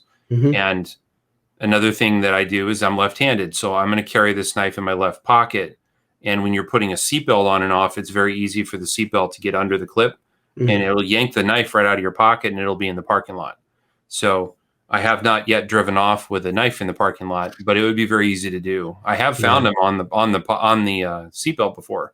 I'll go back to my car and I'll look and I'm looking for my knife and I'll clipped on. Yeah, it's clipped to the bottom of the belt at the bottom of the, you know, by the door. Man. Yeah, I don't know the right solution for that other than it's called a wire clip. Yeah, the wire clip, yeah, or getting the clip to attach like somehow to the end of the knife would do it. But that usually ends in like a screw that's there, and then seemingly everybody who does that thinks that this only solution is to use a glass breaker because you're putting a screw there anyways, and that makes me want to stab myself in the eyeballs. That's one of those interesting decisions, like with the Avant that Ryan and I are creating. By the way, you hold that knife up and open it and close it, and I can see all of the things that you love about knives in that knife. Yep. Like the opener is very clearly inspired by an Idaho-made knife. The blade shape is very inspired by that Idaho knife. And what's hilarious, you have clip screw holes that are exactly going to fit Spyderco clip, I imagine. Yeah. So if you look at our first drawings, and when I have Ryan on the podcast, we might screen share some of those drawings. The initial like profile really didn't look like this. Right. And I didn't think at any point while we were making it Arius. I didn't think at any point while we were making it PM2. I didn't think any of that stuff. We just finessed it to where it was like what we wanted out of it. And then the opening hole happened just kind of after the profile was done. It was like we knew we wanted a hole, and then we wanted one that matched the shape the way we liked it. And it's funny because afterwards people were like, that looks like an Arius. No, people say it looks like an Arius, and I had never even considered until I heard somebody else say it that it looks like an Arius. And absolutely, yeah, I can see it, but it makes sense. It's my favorite knife. And the PM2 is one of my favorite user knives. There's a lot of PM2 in it. Well, I love Strider ergos, so you can kind of see a little bit of like a bump back here. And there's influence for sure. Yeah. But yeah, when we were deciding what clip to go with on this knife, the original idea was just to do a like 3-hole pattern that could fit a Lynch clip, an MXG clip. We'd have a clip on it, obviously, but if people wanted to swap to a clip of their preference, we'd start deep carry, but people could change to a different clip if they wanted to. I think that's a great solution because when you look at the MXG catalog, they have piles of amount of stuff. And now you can choose whatever you want. The interesting thing about that, though, was like with screw placement and stuff for the backspacer that's going in and all of the internals to play with and all that, it ended up making more sense. And we both just agreed they're our favorite clips to just go wire clip. And so The trade-off with that, unfortunately, is it's going to do kind of one of my pet peeves, and there's going to be a tiny corner of the knife that sticks out because of that last screw. And so from an engineering standpoint, it wouldn't work to use that screw for the clip, and it also doesn't work to like make a crazy deep wire clip because the grooves would have to go where a screw, like it's a whole thing. But I understand. By going wire clip, my favorite clips ergonomically in my hands are wire clips. My favorite clips to actually carry in my pocket are wire clips. And like there's all these advantages in use, and then it makes it super easy to make it ambidextrous to where it's just a hole and 2 grooves on the other side, which doesn't look crazy weird. You don't have to fill it in with a tab or anything. And so it's just like, it makes it from an engineering standpoint, like kind of a solution to use that clip. And I also just freaking love them. Like they are my favorite clips to carry and use. I find them superior because when you do brush up against the counter in your kitchen, it bounces right off. Everything glances off of a wire clip because it's so round, it's so forgiving. Yes. I've brushed up against the paint on my own car and looked like, oh crap, I think and like there's nothing there. They tend to bounce off of things in a really nice way, and they feel great in hand. So it's like, why not just use that? So this is stupid, but it's true. They're also safe on your couch. You're not gonna catch the fabric on your couch and put a big hole in it. Yep. So if you're a knife guy, you don't want to spend money on couches. Or if you get into tickle fights with your kids, you don't want to have to pull the knife out of your pocket and go set it somewhere because you're getting into a wrestling match with your 6-year-old. Like it's fun to just be a dad and not have to like go set your things down because you have a sharp pocket clip. Like I've had that happen before. Not like bad, like my kid's actually gotten hurt, but my kid like, ow, your knife got me. And it's like, what? Like that's not what you want to hear. But it's just like the sharp pocket clip and it like scratch your arm or whatever. And it's like you feel terrible because you're just messing around and your pocket clip like is the culprit. Right. Why make sharp pocket clips? I don't sympathize with that. I agree. Yeah. I took a chunk out of a grand piano once. Ooh. I was walking between 2 pianos and took a chunk out of the finish. So was it your own piano? No. I was going to say, for you to have 2 grand pianos, that would be really impressive. That was in my other house. So, no, it's the music store I used to work at. I was walking between the pianos and caught it on the side, and it was embarrassing. So they had to bring in the expert to come clean it up, just like a car dealership. They had a guy, and the guy just took care of it. Oof. So while we're on the pocket clip subject, have you tried one of the new Vero pocket clips yet for an Axon or anything? I know he's coming out with some retrofits. It's supposed to be the clip that comes on the fulcrum, so I suppose I've handled it. And I have one here that I can't find. Where is it? There it is. Yeah, so I have a fulcrum mini, or the mini fulcrum. I can never remember which order those words go in. But it's hard to know like ergonomically how it's going to work. And on the mini fulcrum, I never put it in pocket because those rubber bands get in the way. So it lives in my fanny pack. But I'm wondering ergonomically and in pocket really how much of a difference it'll make. I'm excited that he's done that because that was my across all 4 Vero knives that I've reviewed at this point. That was the one thing that was consistent across every review is like my complaint was the pocket clip. And so the fact that he's put a little plateau on it. And I think he also said he increased the gap between the knife and the scales, which is the other half of it. Like if that new clip is better, I think it'll be on the isotope too. So as a moderator of the Vero group, I can tell you that that is a common refrain.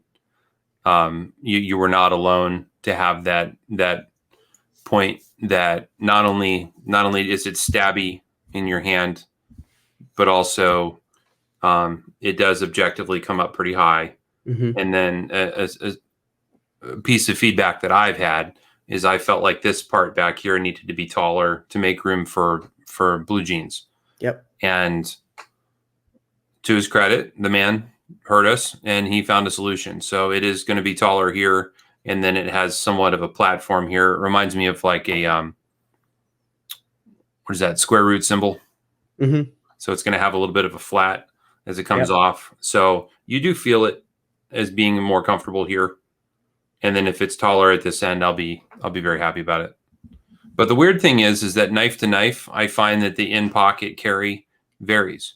So on the XL Synapse, no issues. Drops right into my pocket, good to go. On my Impulse, it was a problem, and I had to shim it to make it work better so that I could wear it in my pocket. And now I don't have a problem. On my Impulse Gen 1, no issues.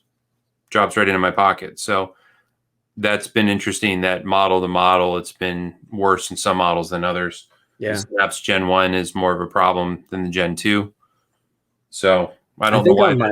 I think my Axon, part of the problem may very well have been the combination of it already being a really narrow space and then it also being micarta, which naturally has some texture and could potentially swell and all that.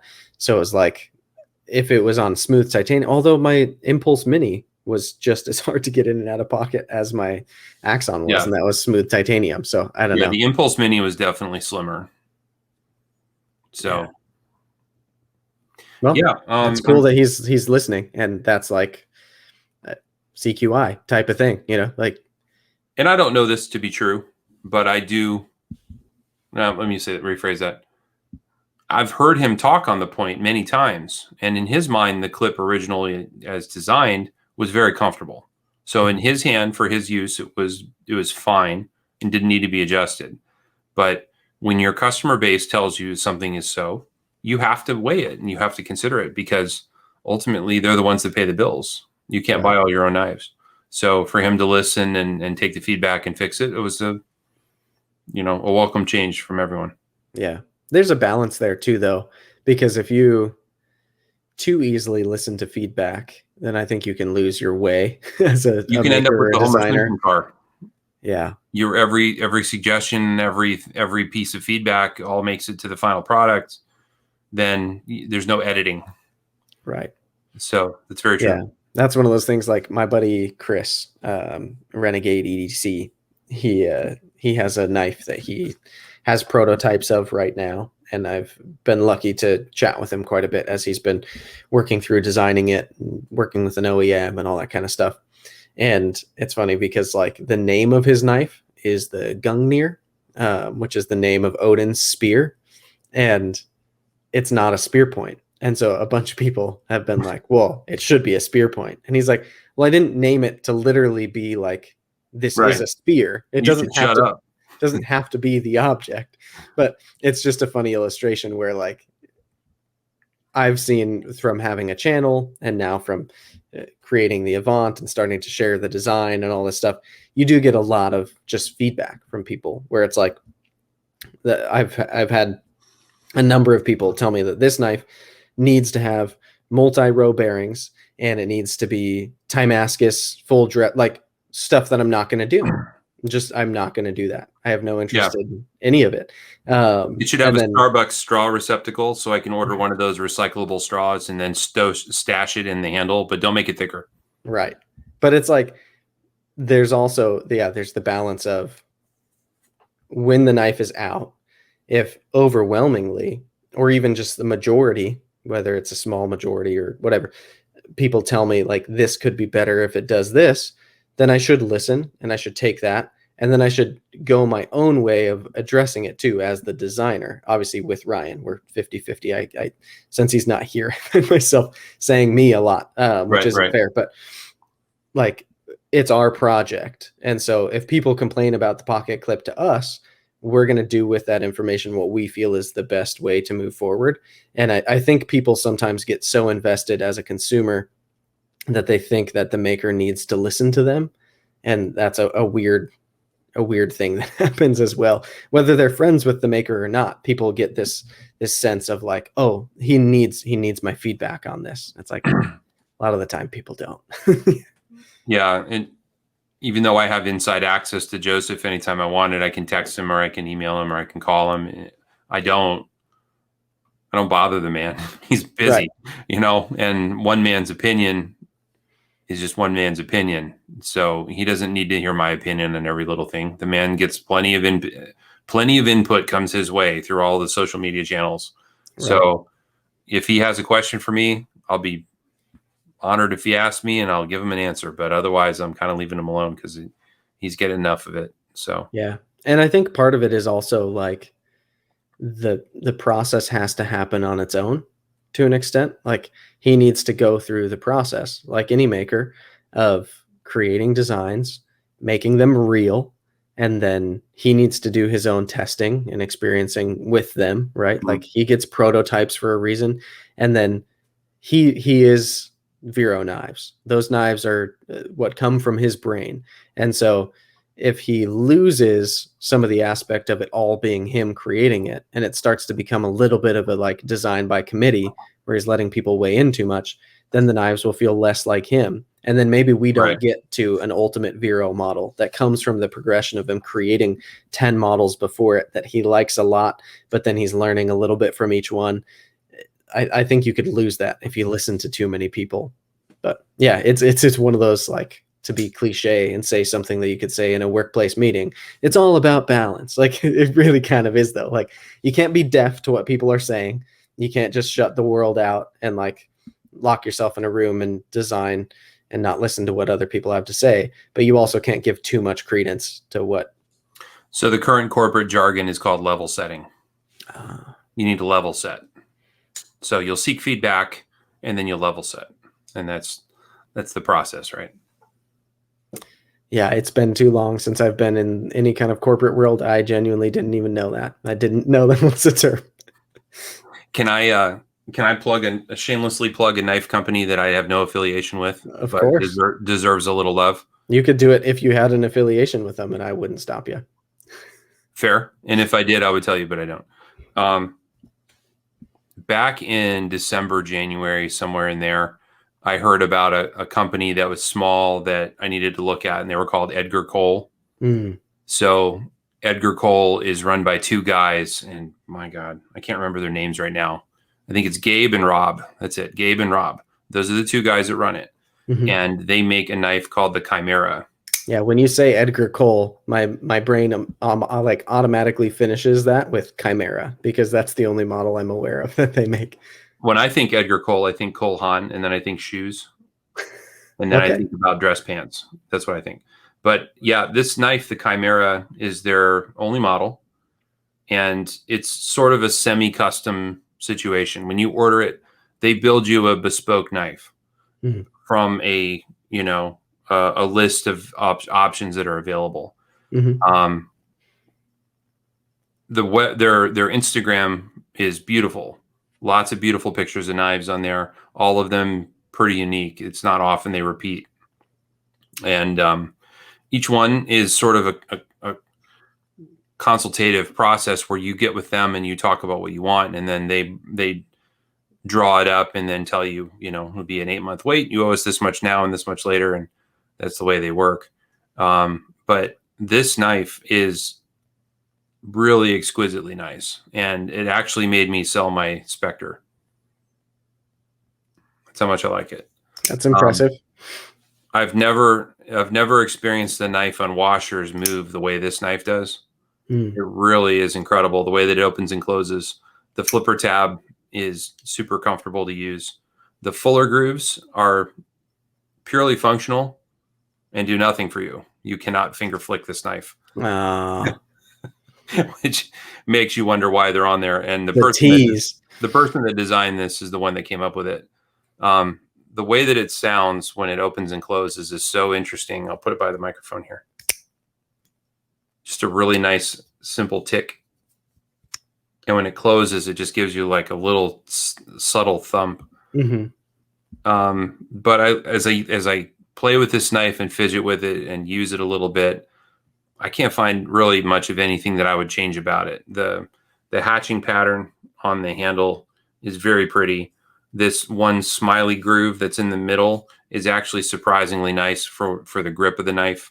If you play with it right-handed, your finger's going to be on it. If you do it left-handed, like me, I find that my fingers just sort of run down the side of the knife like that perfectly. The blade thickness is thick and capable, but the grind is nice. It's a full flat. It's tall, So yeah.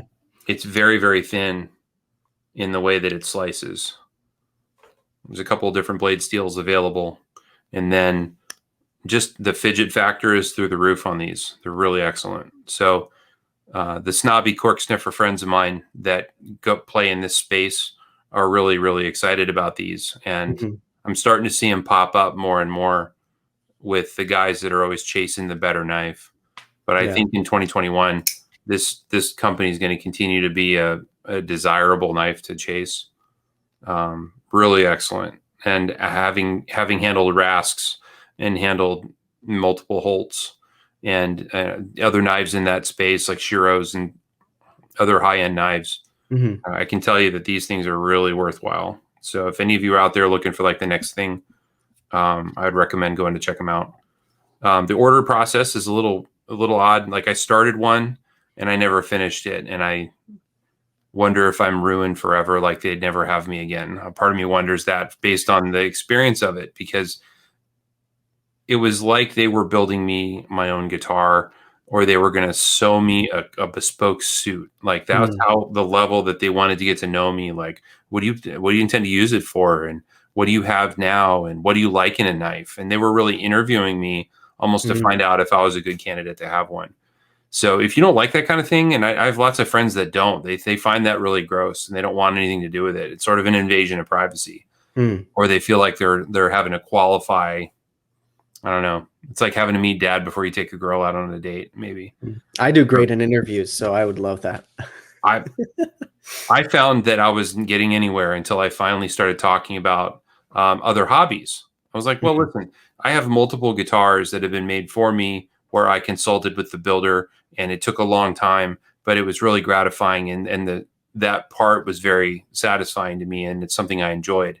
And as I told that, I think to Gabe, Gabe was like, oh, no way, I play bass guitar and I know exactly what you mean. And all of a sudden, we were friends and we understood each other. So the more I do this, the more I like that kind of relationship with my knife maker.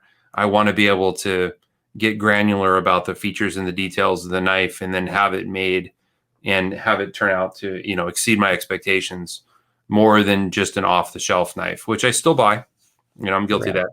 But these bespoke moments where you can really build it to your liking are really fun. So if any of you out there are looking for something to check out, I would recommend it. I don't think it'll be that long until I start playing that game now. I find myself getting closer and closer to it, because like looking back a year ago, I wouldn't have even pre-ordered a knife and like waited months for one. And I do that all the time now. I have way too many knives that I've pre-ordered in the last couple of months, and it just like they'll get here when they get here, And I used to be so like not okay with that, because I don't know. I feel like I was operating a little more from a place of like scarcity in the hobby, where it was like I was just trying to try a lot of things, and the idea of waiting with money on the hook was like, no, I could be buying other stuff in the meantime and trying other things. And but now I do that a lot, and for like fairly expensive knives. Like you take the Isotope, and I'm going to pre-order the new Brian Brown knife this Thursday, and like you add a couple of those up, I could have a book spot for a custom from a maker that I like, and be going through that process, and at the end of it get something totally custom built for me, which it's like, when I look at it that way, I'm already kind of doing the waiting game, and I'm keeping that much money on the hook. It's just for a couple things. Why don't I pull that together and make it one special thing? And it's like, I think I'm going to get there soon.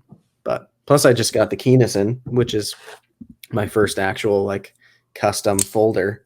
And this thing is bananas. And I don't know. Part of me is like, it's too really pretty. Interesting to look at. Right. And this one's an interesting story too. So I guess my buddy Ryan, the one who I'm working on the Avant with, he helps out at Keynesen on the weekends, and he works over there in the shop.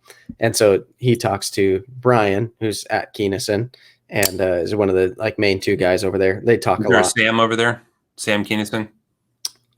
I don't know. I don't think so. Pretty sure that's different Keynesen. Oh, never mind. What's funny is I was like, is there a Sam? I didn't realize you were making a joke at first. So Ryan asked Brian about this knife, and Brian like fully remembered it because I guess this knife was supposed to go to a guy in like Italy I or like the sound something, of that when it closed. right? Went tink. Yep. Yeah. So it's supposed to go overseas, and then it like shipped, and the guy didn't want to pay like the duties or the custom fees, whatever it was, to like actually receive the knife.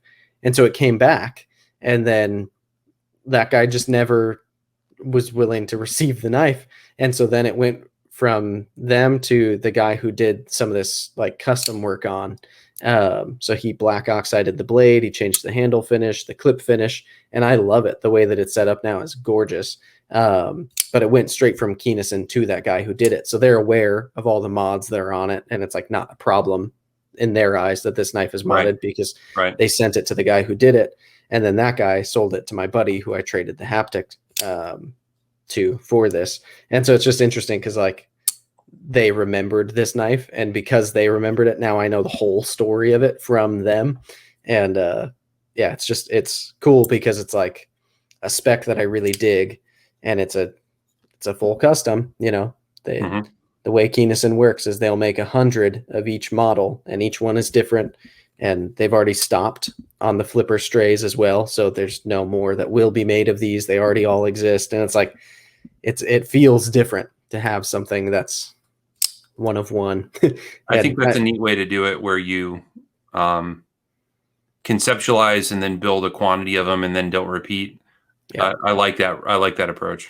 Flash batch. They're danger pickling it. Yeah, that's right. It's flash batch. I have another interesting knife to show you that the more I handle it, the more I like it, and it's a Pat Doyle. Ooh. I don't think I've shown you this one. I need to send it to you so you can play with it. You loaned me a Doyle at one point, and it was awesome. Yeah, this one is bigger and beefier, and it's a hole instead of a disc, which I would prefer. Yeah. So this model is called the Brigand, and I've met Pat a couple times. I saw him at Blade in 2019. I've been to his workshop and had a tour and went to lunch with the guy. And we've talked about like bespoke builders who are consultative. And then we talked about this guy who does flash batches. Well, Pat is different still. Ethically, he doesn't believe in taking a dime from a customer until the knife is ready. Is a real philosophical issue with that. And he looks around the industry and he sees all these bums that will take half down or all down, or they do book spots where it's a deposit and then they never come through, or they'll take deposit money and then people are allowed to jump the line by having hard luck stories or buying privilege. And, you know, that's kind of a gross behavior. And to him, that's offensive. So he doesn't like supporting that kind of thing. So the way that Pat makes his knives is he just literally makes them. And then as they're finished, he makes them available through his Facebook page. Yeah. And the only way to really get them is with basically a lottery system. So he'll post a knife and then he'll go, here it is. If you want it, it's this much money for the next 20 minutes. Anyone who says in has an opportunity, and then I'll draw. And so one of you is going to win it. And I've had multiple knives come and go where I wasn't able to get them. You know, and I remember when this one came out, I tried to get it, and I think only 4 people entered, and I didn't win it. Oof. So, yeah, I had to let it go. And then a year later, the guy that owned it was wanting to sell it, so I ended up with it. And that's awesome. No lock bar insert, by the way. So this knife, I rarely have played with a knife that opens and closes smoother than one of his knives. His stuff is all done by hand. Like all of this is a titanium bolster that he aged, and he also textured by hand with a Dremel. And then he did the clip, and then he did the liners, and he did the backspacer. And if you can see on the top of the blade, there's actually a texture that runs down each side of the swedge that then becomes smooth down the top of the blade. And he puts crazy, like really fine detail texturing around like the whole edge of the liners. And yeah, it looks peened. Yeah. It's like kind of like jeweled, but with texture. And then on top of that, he has a secret source for Westinghouse Micarta. He knows a guy and the guy's got a room of it, and he's a grumpy old man that doesn't like to share. But for Pat, he lets him have what he wants. So he's got all this really beautiful micarta. And what I like about his designs is they are as functional as any modern knife, but they have an old school look to them that just makes them interesting to me. Yeah. He's going to be looks like it could be in like a firearms catalog from a long time ago. He's going to be at Blade. So if any of you are going to Blade, you should look him up. His name's Pat Doyle. Just awesome knives. I imagine he'll have about a dozen to choose from there at the show. And he's going to be one of the guys that I try to see with my early bird, because it just might be that I'll buy a fourth one. And another thing that I like about his knives is this is about as handmade as a knife can get in terms of attention to detail and quality and dialing in. Especially what he does so well is the interface between the lock and the blade. He's particularly good at getting that perfect. So there's never a stick on his knives. Yeah. And setting a lock face on a custom, I've heard, I've never done it, is one of the more difficult components of building a custom knife. Yeah, this is the one that you checked out. With that clip point blade. It's funny, when he made that one, he did a batch of 4, and this was also in the batch, and this was the one that I wanted, but this one went first. I settled for the blue one, and now I have the one that I wanted in the beginning. So don't let anybody tell you that these things are so rare you can't get the one you want. Right. So these things are also just as good. No lock bar insert, by the way, guys. But what I've learned from Pat and from a couple other builders is that you really don't need to spend more than $1,000 to $1,500 to get, in my opinion, about as good as it gets. I don't know what you gain when you go to $4,000 or $5,000 or $6,000 or $7,000, because they do go there. And usually it's stuff that doesn't interest me at all. It's like crazy full dress, Damascus everything with Damascus blades and like stuff that the woo-woo can go up, no question. But some of these guys will tell you that they're masters at X, and they may be, but I don't know how a knife opens easier than one of these, or locks and unlocks easier. Yeah. I do think part of it is also with anything at any price range or any like quality range, I don't know, like any segment, there's going to be certain makers or certain brands that have like the exclusivity and the panache or whatever. Like some of the old custom builders who are still making knives, they just don't make very many of them, but so many people still want them. It's like, I mean, it's not because their customs are actually better in terms of quality and fit and finish and build than the new guy. Market will dictate.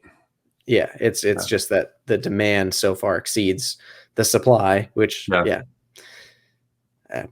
that's one of those games that I just don't really care to play all that much. Not yet. Maybe I will. Maybe I'll get to a point where it's like I have to have a Mayo, but I don't have to have one.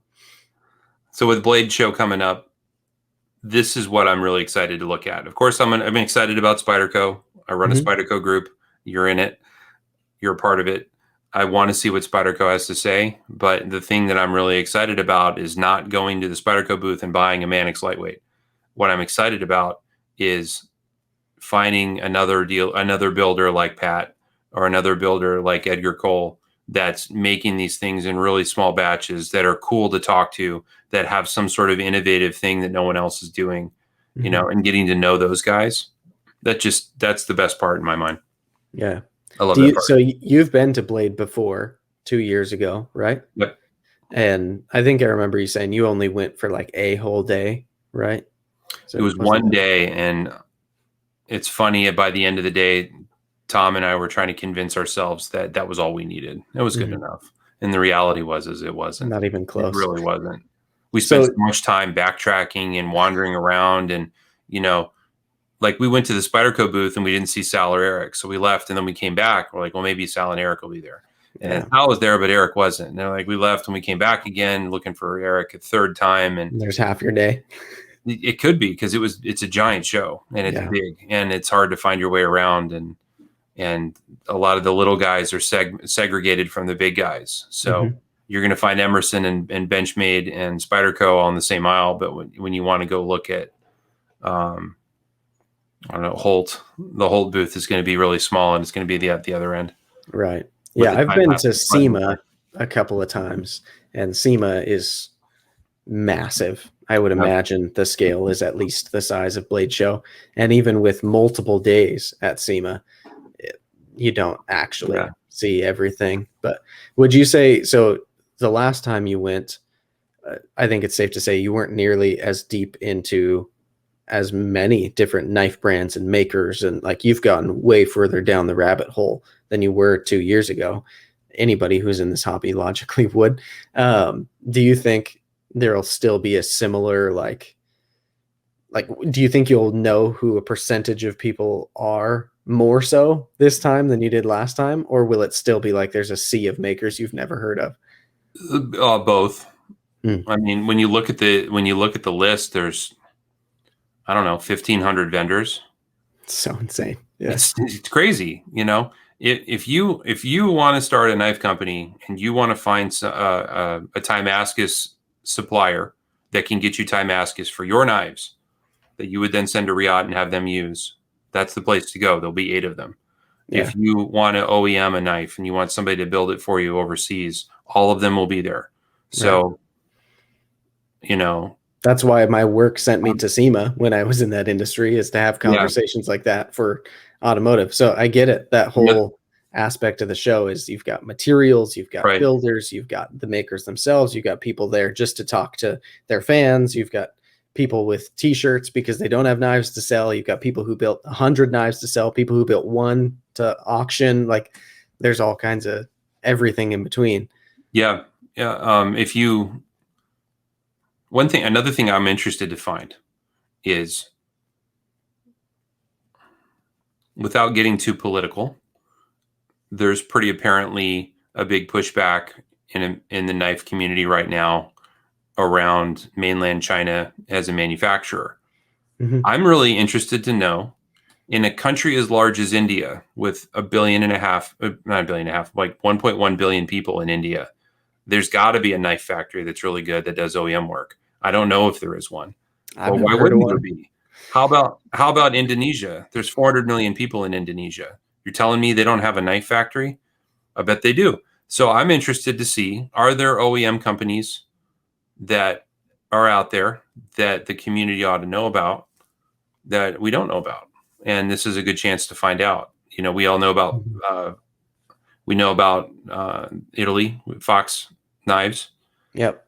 There's probably one in South Africa. I would think there's a big knife community in South Africa. It's a vibrant knife economy down there.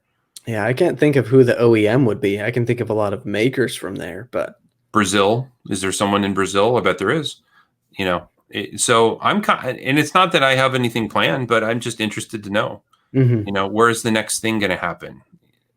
You know, I think we in the music industry, which I'm very familiar with, they're done with Korea as a manufacturing location. In the 80s, most everything was made in Korea. Like half the guitars in the world were made in Korea. And that was only because Japan got too expensive. So they moved it to Korea. And then from Korea, it moved to China. And from China, it moved to Taiwan and Indonesia.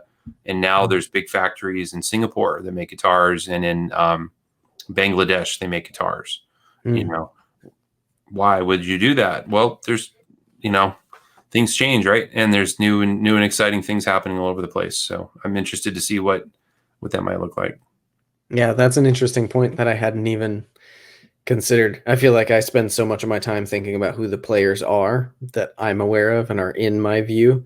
And so, yeah, you've got the big Chinese players, Riyadh and Wii and Best Tech. And then you can think of, there's Fox Knives in Italy, and there's like MKM, who's kind of a player. There's a few over there. Right. And then you've got in the US, there's OEMs, but they don't really do jobs like for designers. You know, they mostly license stuff or make their own catalog. And so, it's an interesting, like in automotive, Mexico has become a big portion of production. Right. And it's like, why isn't there somebody making knives there? You know, like they can make good cars there. They can produce things, and that's much closer than China to us. Yeah, that's interesting. I wonder if there is already some stuff like that. That's just like they'll be there at Blade Show trying to get attention, you know? Yeah, they probably will. When I think about like guitars, this part on the back of the guitar, this metal plate. Mm-hmm. If you go to the Fender factory, you can tour the factory, and there's a big green stamping machine in the back of the factory that was purchased in around 1951, and it's still there. And it's the same stamping machine that has made every neck plate ever put on a Fender guitar. They're all made in that shop. The metalworks are still made on the same machines that the founder bought 70 years ago, you know, and there's a heritage to that, which is kind of quaint. But if you go to a newer factory, you're going to find robots and laser beams that make those. So are they more precise? Kind of are. They really are, you know, Yeah. And that's true. That's going to be true with knife companies. A factory that was built 5 years ago is not replacing their technology yet. They're just working with what they have. And if you go to a newer factory that's using, you know, machinery of that time, you're going to find that arguably they might be better in terms of certain parts of the manufacturing, or more precise in certain ways. So that's probably part of what's created the advent of like these micro brands, where like Grimsmo is a perfect example, I think, where they're just a couple of machinists who know how to run machines, and they got some machines, and what they make on them are knives.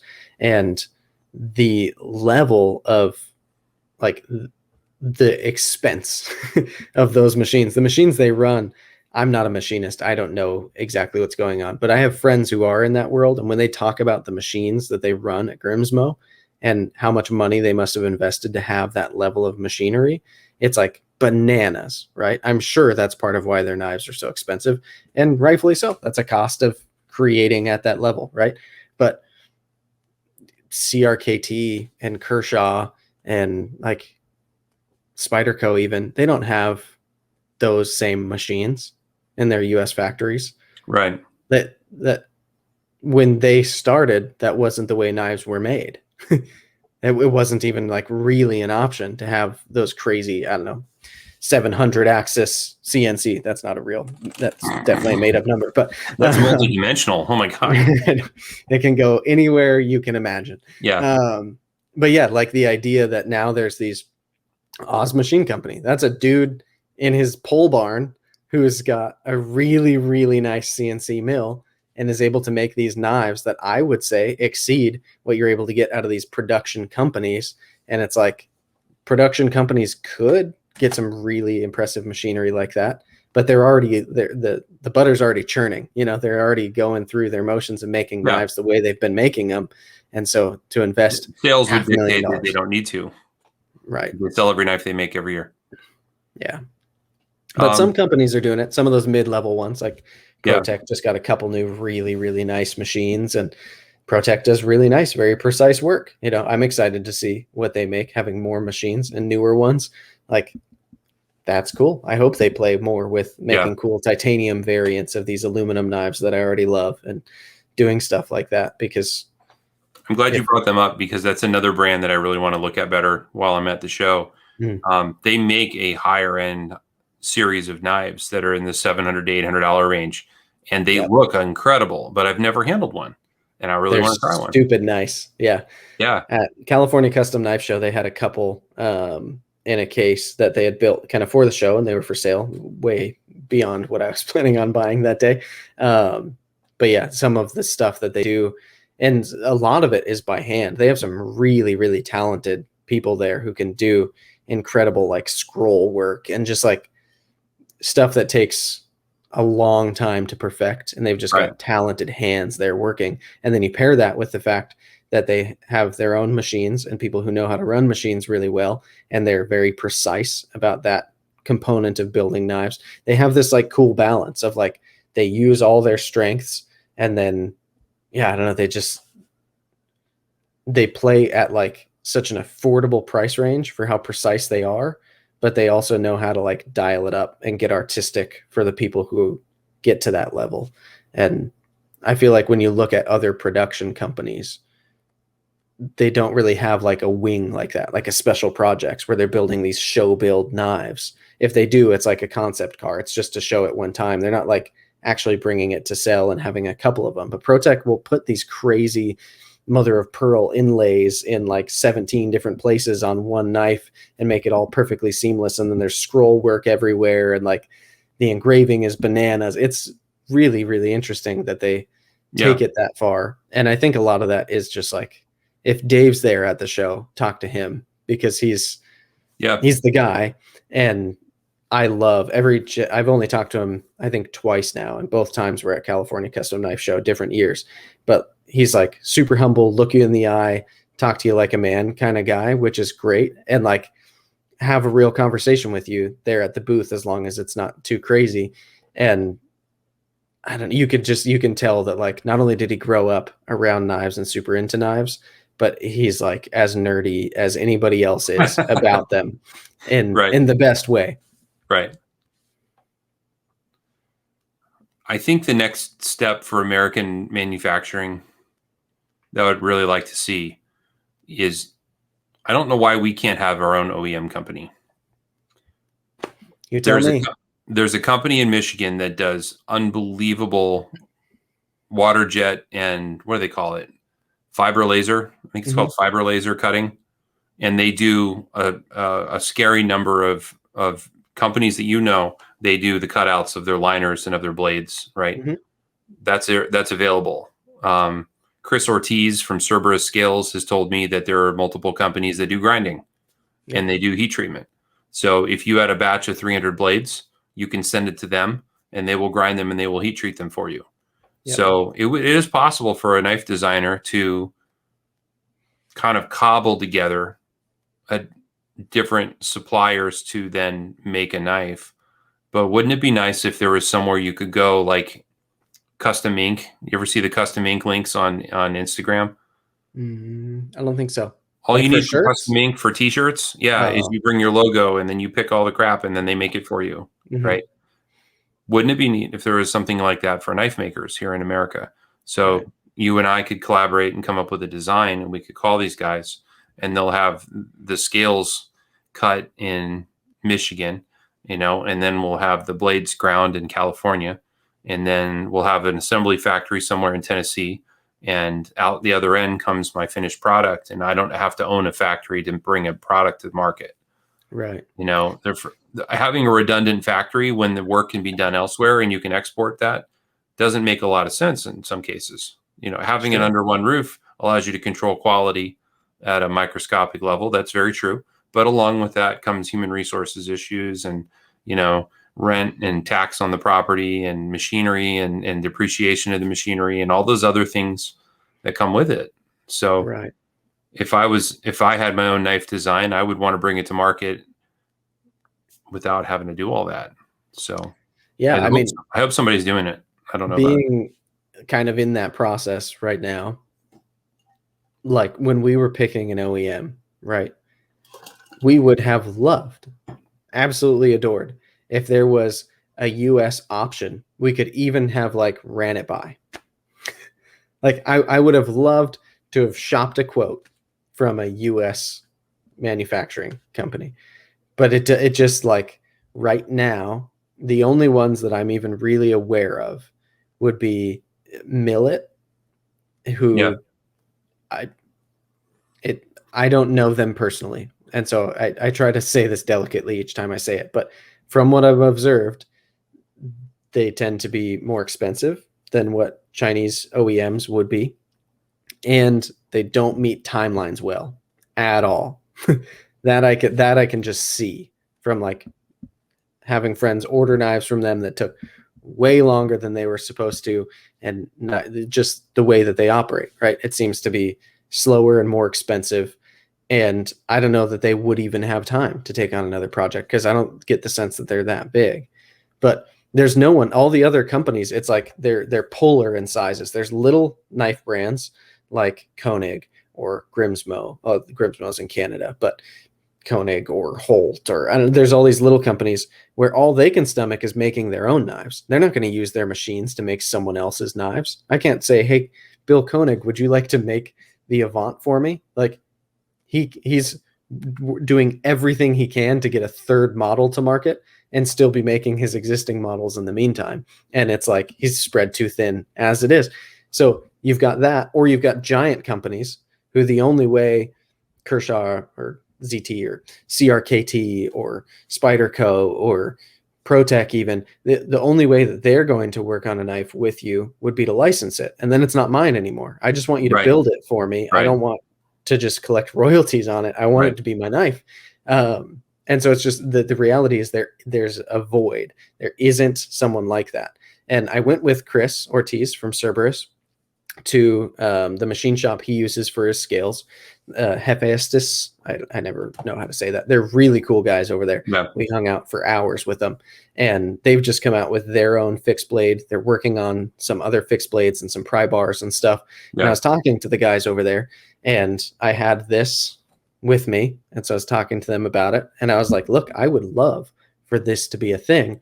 And he was like, tell me how much you're going to pay the Chinese OEM per knife and what the minimum is. And I told him, and he was like, I can't touch that yet. He's like, I'm working on it. I want to get there because no one's doing it, but there are a couple of guys with a couple of machines. So like to make me 300 knives in any reasonable amount of time, it's not doable. And so if you go to some other machine shop who doesn't make knives and you ask them, hey, can you make all these components and make a knife for me? It's going to be a project that they haven't really done before. Most of them have really long wait lists because machine shops right now, at least in Southern California and the market that's here, there's a wait time to get any parts built, even if it's a very skilled trade with nuance that no one's entering. So the workforce is shrinking and the demand really isn't. Right. So they're busy. And so meanwhile, China has figured it out. And they're like, we have options. You can shop multiple different OEMs over there, and they will give you quotes on what it will cost to have them build your knife that you've designed in the materials that you pick. You can even send over materials from here if you want to get real specific. Right. Like you can play a game over there that you just can't play here. And it's like, I wanted to design this. I want to sell it. And I'm stoked that Riyadh is doing it, of course. But would I have gone US if it was an option? If it could have made any sense at all? Yes, but it doesn't. And so the people who are like only US made, it aggravates me to an extent because it's like until someone steps up and creates an option, which I'd love to see, I'll be supportive of, but I can't do. Like maybe Tactile Knife Co. can figure it out. Maybe they're great machinists over there. Like someone like that, if they want to play that game and they've got a model, but then they also do OEM projects or something, great. Please begin that conversation and make knife making in the US for designers who want to do small batches of things a possibility. But until something like that happens, there's nowhere to go, at least not all under one roof, like you were mentioning. You might be able to have parts of the process done, but even if I like the guy who's cutting the parts, I might not like the guy who's grinding, or I might not like the guy who's heat treating. In my model, I don't even know that it needs to be under one roof, but I want one single storefront entity where I go with my concept and then they deliver me my knife. Mm-hmm. So I don't care how scattered or disparate their manufacturing is. That's fine. Because the reality is that's how Best Tech does it. They don't have one giant factory where everything Best Tech is built. Right. They will source things to be built as they need it. So if you bring them a design that they know a guy, they'll use their guy to do that portion of it, and then they'll finish it out. So they're doing the resourceful things the way that America used to be famous for doing them, and I refuse to believe that stuff is dead. So I'm hoping someone is working on that. It would be pretty exciting. But on the other side of the coin, a lot of those snobby USA only, I don't know what motivates them a lot of times because it's a complicated thing. For some it's a xenophobia. For others, it's a pragmatism where they're like, listen, if we don't support American manufacturing, it'll go. And they're right. But often I feel like I could ask them like, well, how many American made knives do you have? How many Olamics do you own? You should own a lot. How many ProTechs do you own? And, you'll find out that they'll have 2 CRKs and a bunch of Swiss armies or something. And they'll go, well, if this is really what you believe and you're passionate about it, you got to contribute to the cause a little. Right. So, you know, Yeah, even if they don't own any Chinese knives, they should own a lot of American ones if that's the way that they're, you know, because if I look across my collection, I own a lot of American made knives.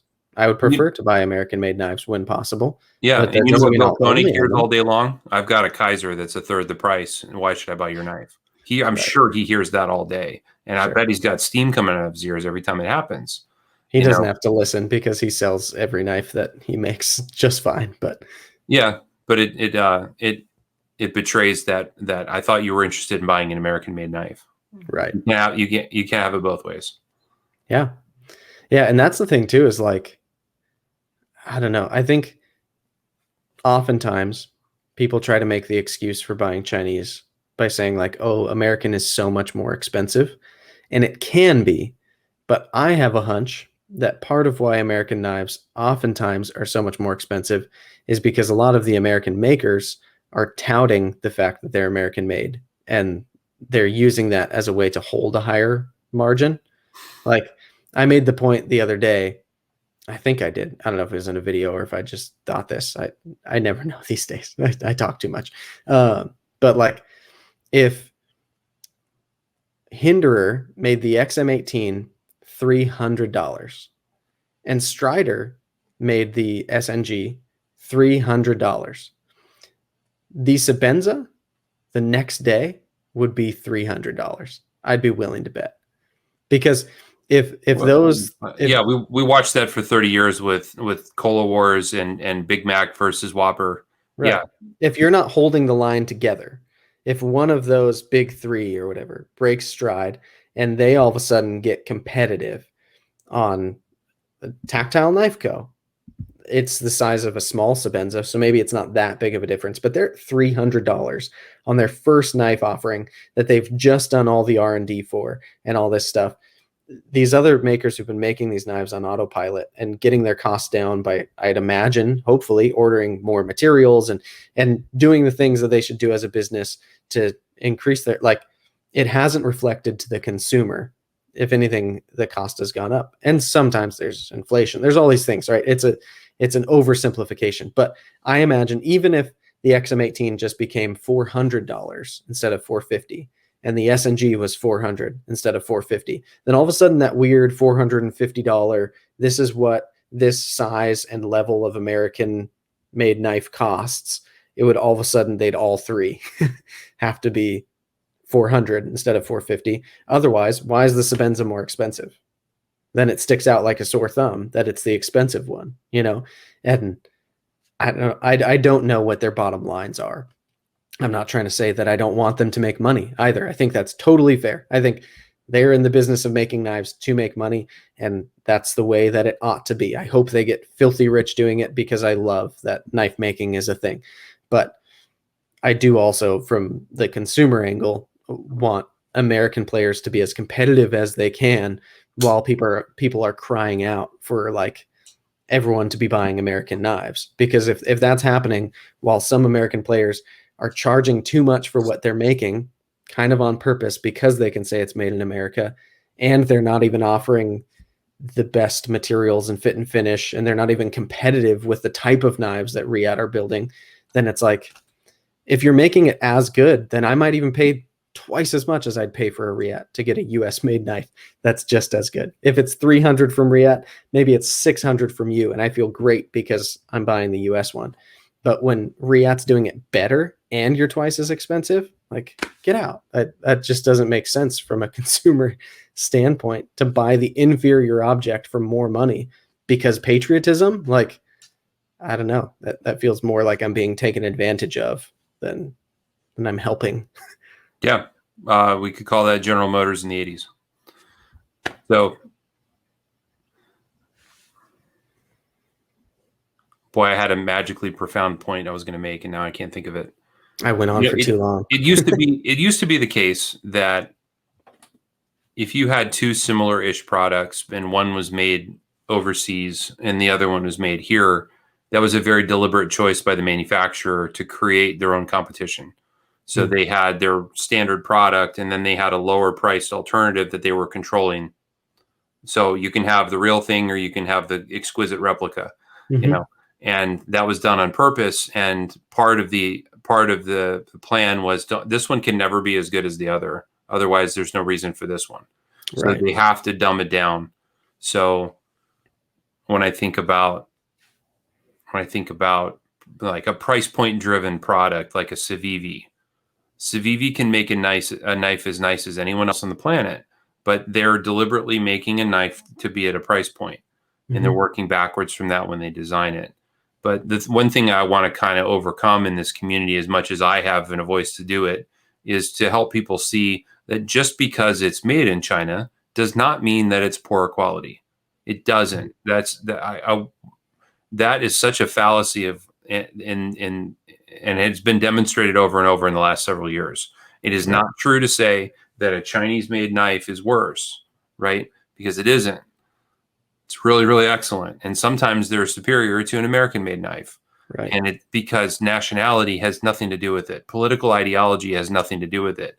This factory is brand new and cutting edge. And the people working there are very, very good. And they're very passionate about doing their best, just like an American factory would. So to say this is cheap Chinese crap because it's made in China is just an old fashioned way of thinking that's no longer accurate.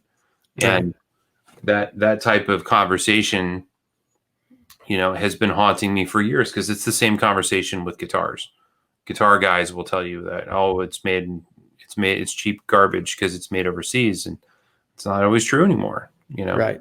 Sometimes So there's cheap garbage made here too, and there could be cheap garbage they made stamp anywhere. "Made in America" on it, and then it's Yeah. not garbage; it's made in America. I hate that. I And think, sometimes it's expensive garbage that's resting on its laurels. yeah, That happens too. I've made the point before too that it's like I used to go to gun shows a lot, and I remember being with a friend one time that I brought, like my dad would let me bring a friend to the gun show sometimes, and we were at some booth. I feel like we were looking at like a backpack or something, but the salesperson on the other side of the booth was like, "Oh, this is actually a military standard issue backpack." And I was looking at the backpack like, "This thing is garbage." And my friend was like, "Oh, this is what the military uses? Oh, this is good stuff. This is US military uses this? That must mean it's really nice." And the US military uses some stuff that is objectively terrible gear because they need to give it to so They many need millions people of them. for so cheap. Like it's not a marker. If it's like Right. elite Navy SEAL platoons choose to use this, that's a different thing to say. But I think the Made in America stamp can have a similar like effect on some people. And granted, I say all this while also, like I've already said, I would prefer to buy US made when possible, even if it's more expensive most of the time. But like when I notice brands are just made in America and it's a crappy product, that cheapens the whole idea of like, oh, because it's made in America, it's good. Because it proves that that doesn't mean it's good. It just means you put made in America on it. Yeah. It's like if you I'm- watch the scandals of fishing companies and how they can buy these marks that say like this was ethically sourced, and it's just about paying $100,000 a year to some agency or whatever it is, that now all of your packaging has this seal on it. It's like the same thing, putting the little "made in the US" sticker on it. It's like it doesn't actually mean that it's good. The country of origin is just it has no weight over what the object is actually like at the end of the day. Yeah. Uranium-238 is all natural. Doesn't make it safe. Right. Yeah. Yeah. I'm like you. All things being equal, I would rather buy American. All things unequal, I will still really heavily weigh that way because it's my country and I love my country and I want to support my country. And I happen to work here. I don't happen to work in China. So if I can support my own economy, I want to do so. And I'm willing to pay extra, assuming it's worth it. But I won't be taken advantage of. And, I think the automotive industry is more guilty of that than almost anywhere else. When I was growing up in the 80s and 90s, you had to buy an American car or you weren't American. And to buy a Japanese car was a betrayal of your grandfather who had fought and died for in the war, and now you're supporting the enemy. That's Right. literally what people would say. And now, if I have $30,000 to spend, should I buy a car made in Indiana where 90% of the parts are made in the United States and it's assembled by people in my state? Or should I buy the car that's made in Canada and 33% of the parts are made in the US and the rest are made in Mexico? Should I buy that car because the badge says that it's made in America? Right. Well, Not. it's like Not made in America at all. there's German cars, quote unquote, being built like crazy in the US now. Like BMW builds all their SUVs in the US. And I always loved that when I sold BMWs, and it was like, this is actually far more an American Right. car than most of what many of the American companies are selling. And it's like, yeah, it's a fallacy to think, oh, because this says Ford on the front of it, that it's the most American thing I can buy. Right. The world So doesn't work like that anymore. the other argument would have been, yeah, well, maybe the car is made over there, but where do you think all the taxes are paid? Or where do you think Ford's going to be spending the money? Your retirement is based on what Ford does, right? Now Their you're stock assuming I is agree your with retirement. taxation. And it's like, well, yeah, maybe, but the Honda is made locally by local people who are paying local taxes and their incomes derive from it, Anyway, there was a lot of this false flag stuff that would happen, I think, with automotive. And it was really gross and ugly. And I think it still haunts them to this day that I know many people that won't even think to drive a Chrysler or think to drive a Chevy or a Ford because they've just decided that the lies are so deep and thick that they're not even going to try them. And that's unfortunate for them too, because legitimately Ford's making some excellent cars right now, and you probably ought to try one if you're going to spend a lot of money on a car. And I don't see it as much in knives. It's still there to a certain extent because the crossover between the pickup truck guy and the pocket knife is like 1-to-1, but it doesn't seem to be quite as bad, but there's still too much of it. I want people to know that a knife can be good on its own merit. Objectively, it can be good or it can be bad, regardless of country of origin. And I do think it's like it comes from a place that I agree with the people who are like, you should buy US stuff, because I do genuinely agree with it. I think if you can, when possible, like if you're choosing between two pairs of shoes and one comes from the US and one comes from Indonesia and you like them both the same, then like even if it's a little more expensive, buy the US made ones or whatever. But when there's a product that speaks to you that you like and you're buying this luxury item that you don't need, and it's like, if you've done your research and you've figured out it's the thing that suits the needs that you perceive for yourself or whatever, like even remove knives. If you're trying to buy a car, which is objectively pretty expensive and should be taken very seriously, it's not a light decision to make for most people what car they're going to buy next. You should figure out what the features are. You should figure out what the consumer reports are and how things are rated. How safe is it? What kind of fuel economy does it get? How much does it cost for me to insure it? There's a lot you should consider before you go to the dealership and give them your money for the thing, right? And if the one that makes most sense for you isn't made in the US, that's not a crime against the United States. And the US also typically kind of makes sure with a lot of products that they're getting their cut in a way when these things are coming in and in the relations of how these things get here. And it's like, I would love for industry to be in the US what it once was, or even bigger. That would be phenomenal. I think that would be great for us as a country, but we're so far from that at the moment that like to imagine that we could foreseeably buy everything we need and have it be built here before we get it. It's not going to happen for quite a while, at least. And I think we should try to get there. We should encourage it, but we also shouldn't belittle people because they're picking the thing that is the best value or excites them the most or whatever their reasoning is. Like, it's not a sin to purchase something built in China or all the other countries, because I feel like China gets isolated too for some reason when there's Russian knives, there's Italian knives. It, like, Right. does everyone hate Shirogorov? Like, are you as much of an a-hole if you buy a Shiro as if you buy a Riat to these people who are all US? Like, What's Shirogorov? I mean, you know what Shiro is. Is that how you, am I saying it wrong? I think I always know it as Shirogorov. Oh, Put the accent in a different place.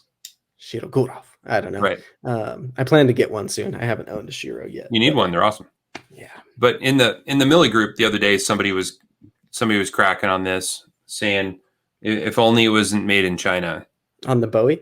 Yeah. And this guy was like, I'm not going to own one because it's made in China. And he was folding his arms, and that was that.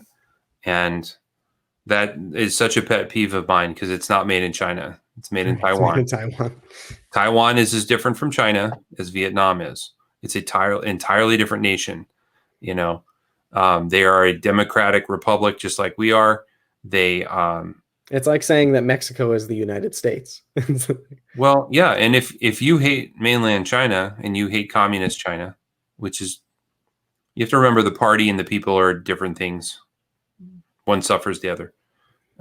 If you don't agree with Communist Party China, you ought to embrace Taiwan with both arms, because they're doing it the other way, and they're trying very hard to be different. So that poor guy is misinformed on global politics for one thing, and for another thing, he didn't even know where the knife was from.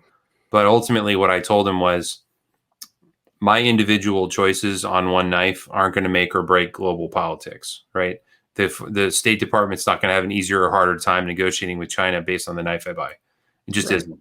So if you have any latent guilt about buying a Chinese-made whatever, just know that your one consumer decision out of the thousands that you make in your life is not going to change anything. Yeah. So don't get worked up over it.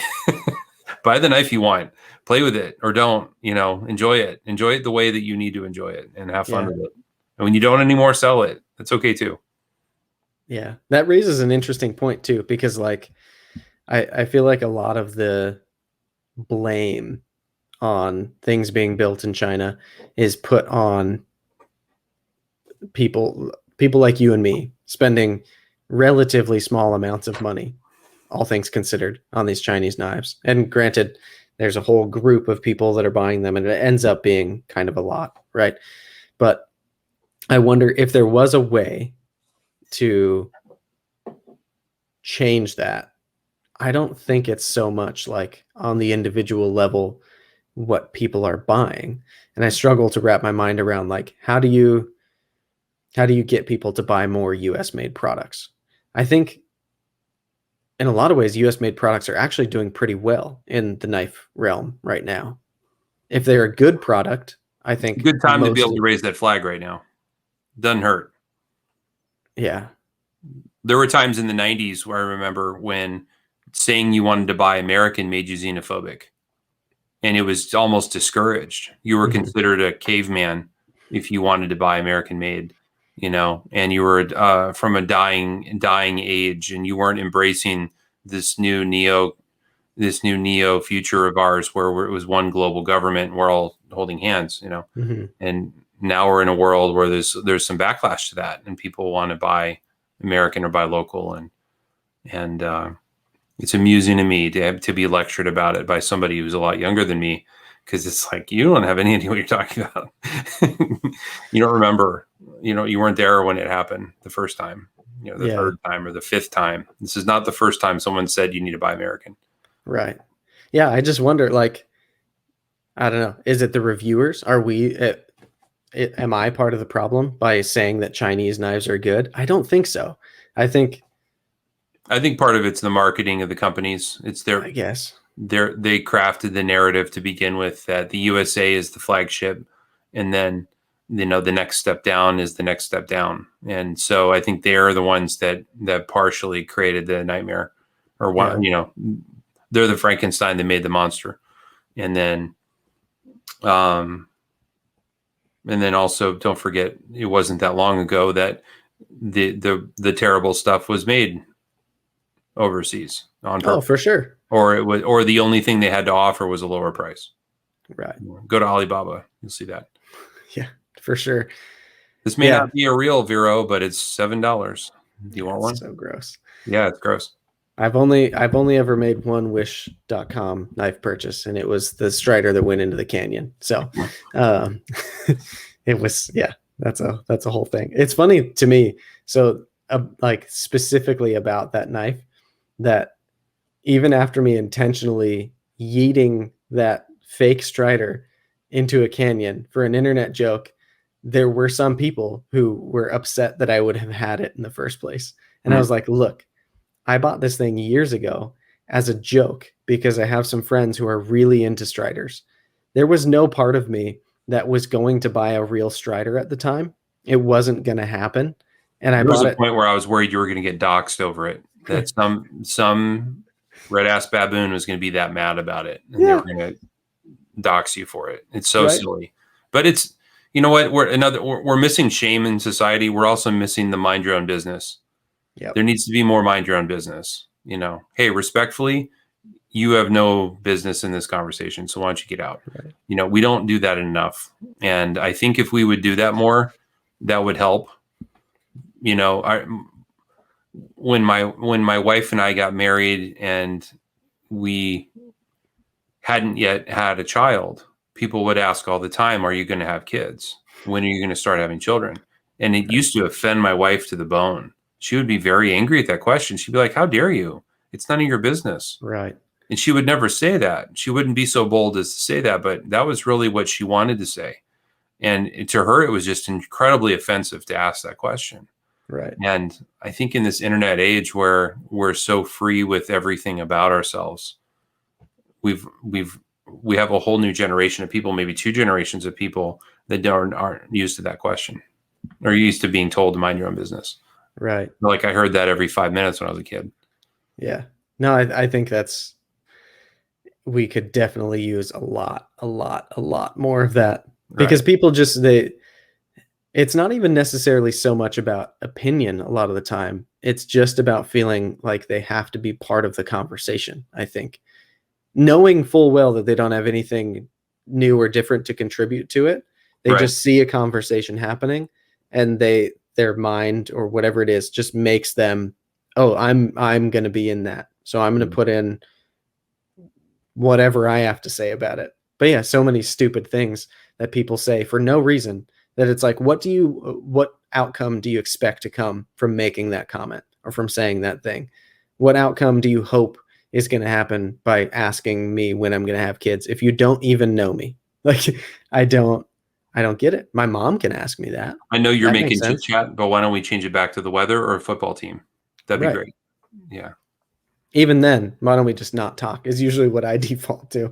But it's funny. One of those things that bugged me a ton when my wife was pregnant, if we were just in Target or whatever, and when she was noticeably pregnant, like toward the end of term, people would, like, the most common thing, like, enjoy your sleep while you can get it. Oh, you better enjoy sleeping. Like, men, women, it knew no race or age or gender. People would just tell us to enjoy our sleep while we could have it. And I don't know what it was about. Maybe that was a regional thing. Southern California, people just really were worried about our sleep. But it was like, I wanted to punch people in the teeth every time that they said it. Because it was like, first of all, we're really excited that we're having a kid. We're looking forward to it. You're making it sound like we should be dreading what's about to come in some weird, sly way. I get that you're trying to seem like you're the one who has experience and communicate to me that you have kids, but we're in an aisle shopping at Target. So just go away. Just don't talk to me. It's like you need to carry around a canned laughter machine. Right? That was a good joke. Thank you. So funny. Yeah. We'll enjoy our sleep because we're never going to get it again. Newsflash. My kid slept great. She slept like 12 hours her entire life to this day. Like, she'll just sleep 12 hours from when she falls asleep to when she wakes up. And it's great. And we don't have any problems with it. So suck it, everybody who told my wife and I to enjoy sleep. Like, it's just, I don't get why people want to inject themselves. I have none of that in me.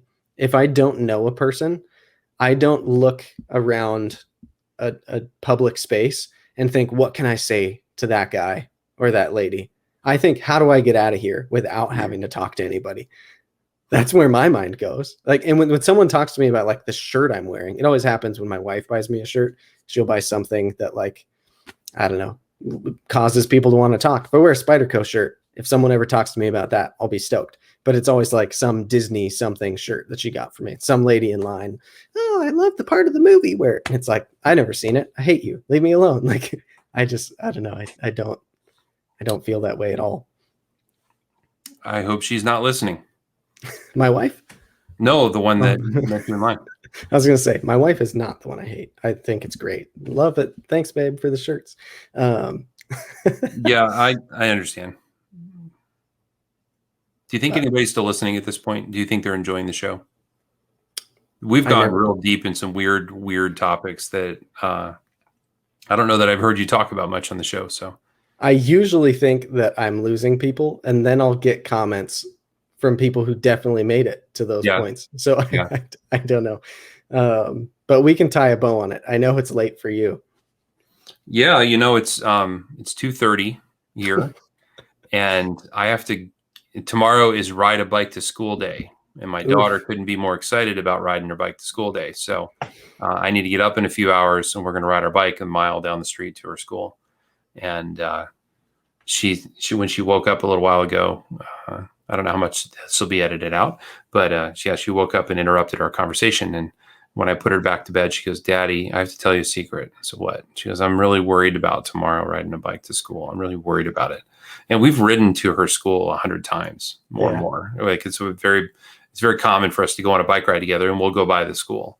Yeah. So I don't know why all of a sudden tonight she's worried about it. It's because it's the official day tomorrow. Yeah, that's a big deal. It's here now. It's a big deal. Oh man. Well, I get that. I've got a 6-year-old girl, so it's I have those conversations. Tom just booked his airline ticket to Blade Show. It's not too late. If I can, I'm getting the vaccine tomorrow, the first dose. Yeah. And part of my wife's hang up was definitely the aspect of like, COVID's still a thing.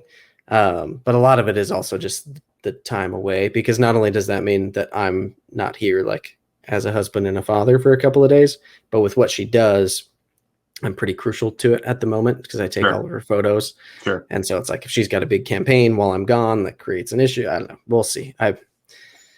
I'm saying the door is closed because that's much easier to say. But there's a glimmer in the back of my mind that maybe somehow, possibly something will happen. It would be a blast if you could come. It's going to be a ton of people there that we know. It's a good chance to meet people you don't know. Yeah. A chance to see everything. Got an Airbnb that we're staying in, so that's pretty easy. Happy about that. And then I don't know. I'm just looking forward to seeing everybody, and it's going to be great to resume a little bit of normal life. And as far as COVID goes, I'm one shot in. I'm waiting on the other, and I'm not afraid of it anymore because I haven't been sick yet. And I don't know. My attitude is I go to the grocery store all the time. I go to Home Depot all the time. I go to Walmart all the time, and I can get sick there, or I can get sick at a convention center. And I really don't think I'm at any more risk there than I am here. So, I've lived without fear the entire way along. My wife is not. So I've been smart and I've been careful, but I'm not going to be scared of it. And I'm not going to be frantic about it. I'm done wringing my hands. I did that for about 30 days in the beginning. I was really worried for a time that we were going to reach real scarcity of certain things. So, I did what I needed to do to get prepared, and I felt better about it. And then I realized I had over prepared, but better to be over than under. Yeah. The societal thing was always the much more scary element for me than potentially getting COVID. Like from my age and my weight and how active I am, my diet, like the statistical reality of how dangerous it is for me is very unscary, but yeah, it doesn't mean I wanted to get it. I wasn't trying to. I was actively trying not to, but like it didn't create this like fear-based existence for me. for my wife, it's an element for her. So it is what it is, but we'll see. Hopefully I can somehow make it work. It might be even more difficult now though, because we've planned a trip end of June. So we will be already doing some traveling that month. I don't know. We'll see. Time will tell. But so for the people who are listening, I'll link down below to you, Jason. But where can people find you? Instagram, YouTube, Facebook. Where can people get more of Jason? Instagram, I'm at JEB_EDC. Instagram is more about looking than posting for me. I post a couple times a week, but not a ton. If you really want some hot knife content, then I'd recommend you go to the @Millie PM2 Para3 club. That site is definitely bigger and more robust with a lot more stuff going on. And it's not just me that runs it. It's Tom Moore also runs it. So between the two of us, we put a lot of content up there. Mm-hmm. You always find me in the Facebook group, and that's probably where I spend the bulk of my time. And again, that's the @Millie PM2 Para3 club. So search that. I think we're approaching 11,000 members, by the way. If you notice lately, we're at 10,900. So the growth has slowed a little bit, which I'm kind of happy about. I don't really want to outgrow the culture, and I'm really happy with the culture overall. So want to make sure it stays a club. But you posted on the YouTube today too, the Millie Club YouTube. It had been a while. My Windex video. Yep. I can't believe how many people don't know about ano and how to keep it clean, or they think that the knife is flawed because it has a fingerprint. I'm like, really, guys? You're born in a barn? I had somebody tell me that it was unacceptable that around where the clip was, it came out of the box a little bit grayish.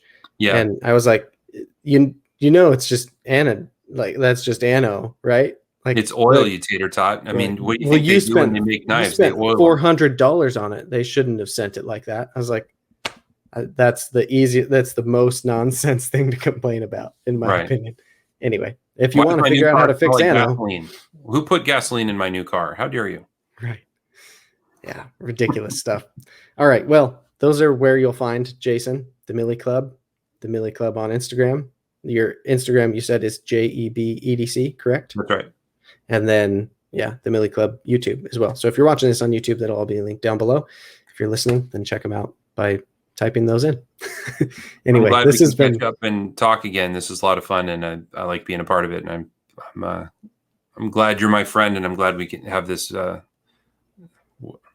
medium between the two of us. So it's great. I appreciate it, man. Yeah, the pleasure is all mine. I genuinely always enjoy our conversations, and like you said, we went some places that I don't even normally end up, which is fun for me. I like that talking to different people can take me down different avenues, and that's good. That's in my opinion what a podcast should be, is just wherever the conversation goes. So this has been a ton of fun. This has been the second one with you, and I'm sure it will not be the last. This will definitely happen again. But yeah, this has been episode number 19. So thank you, Jason, and thank you everybody for listening. We'll see you on the next one.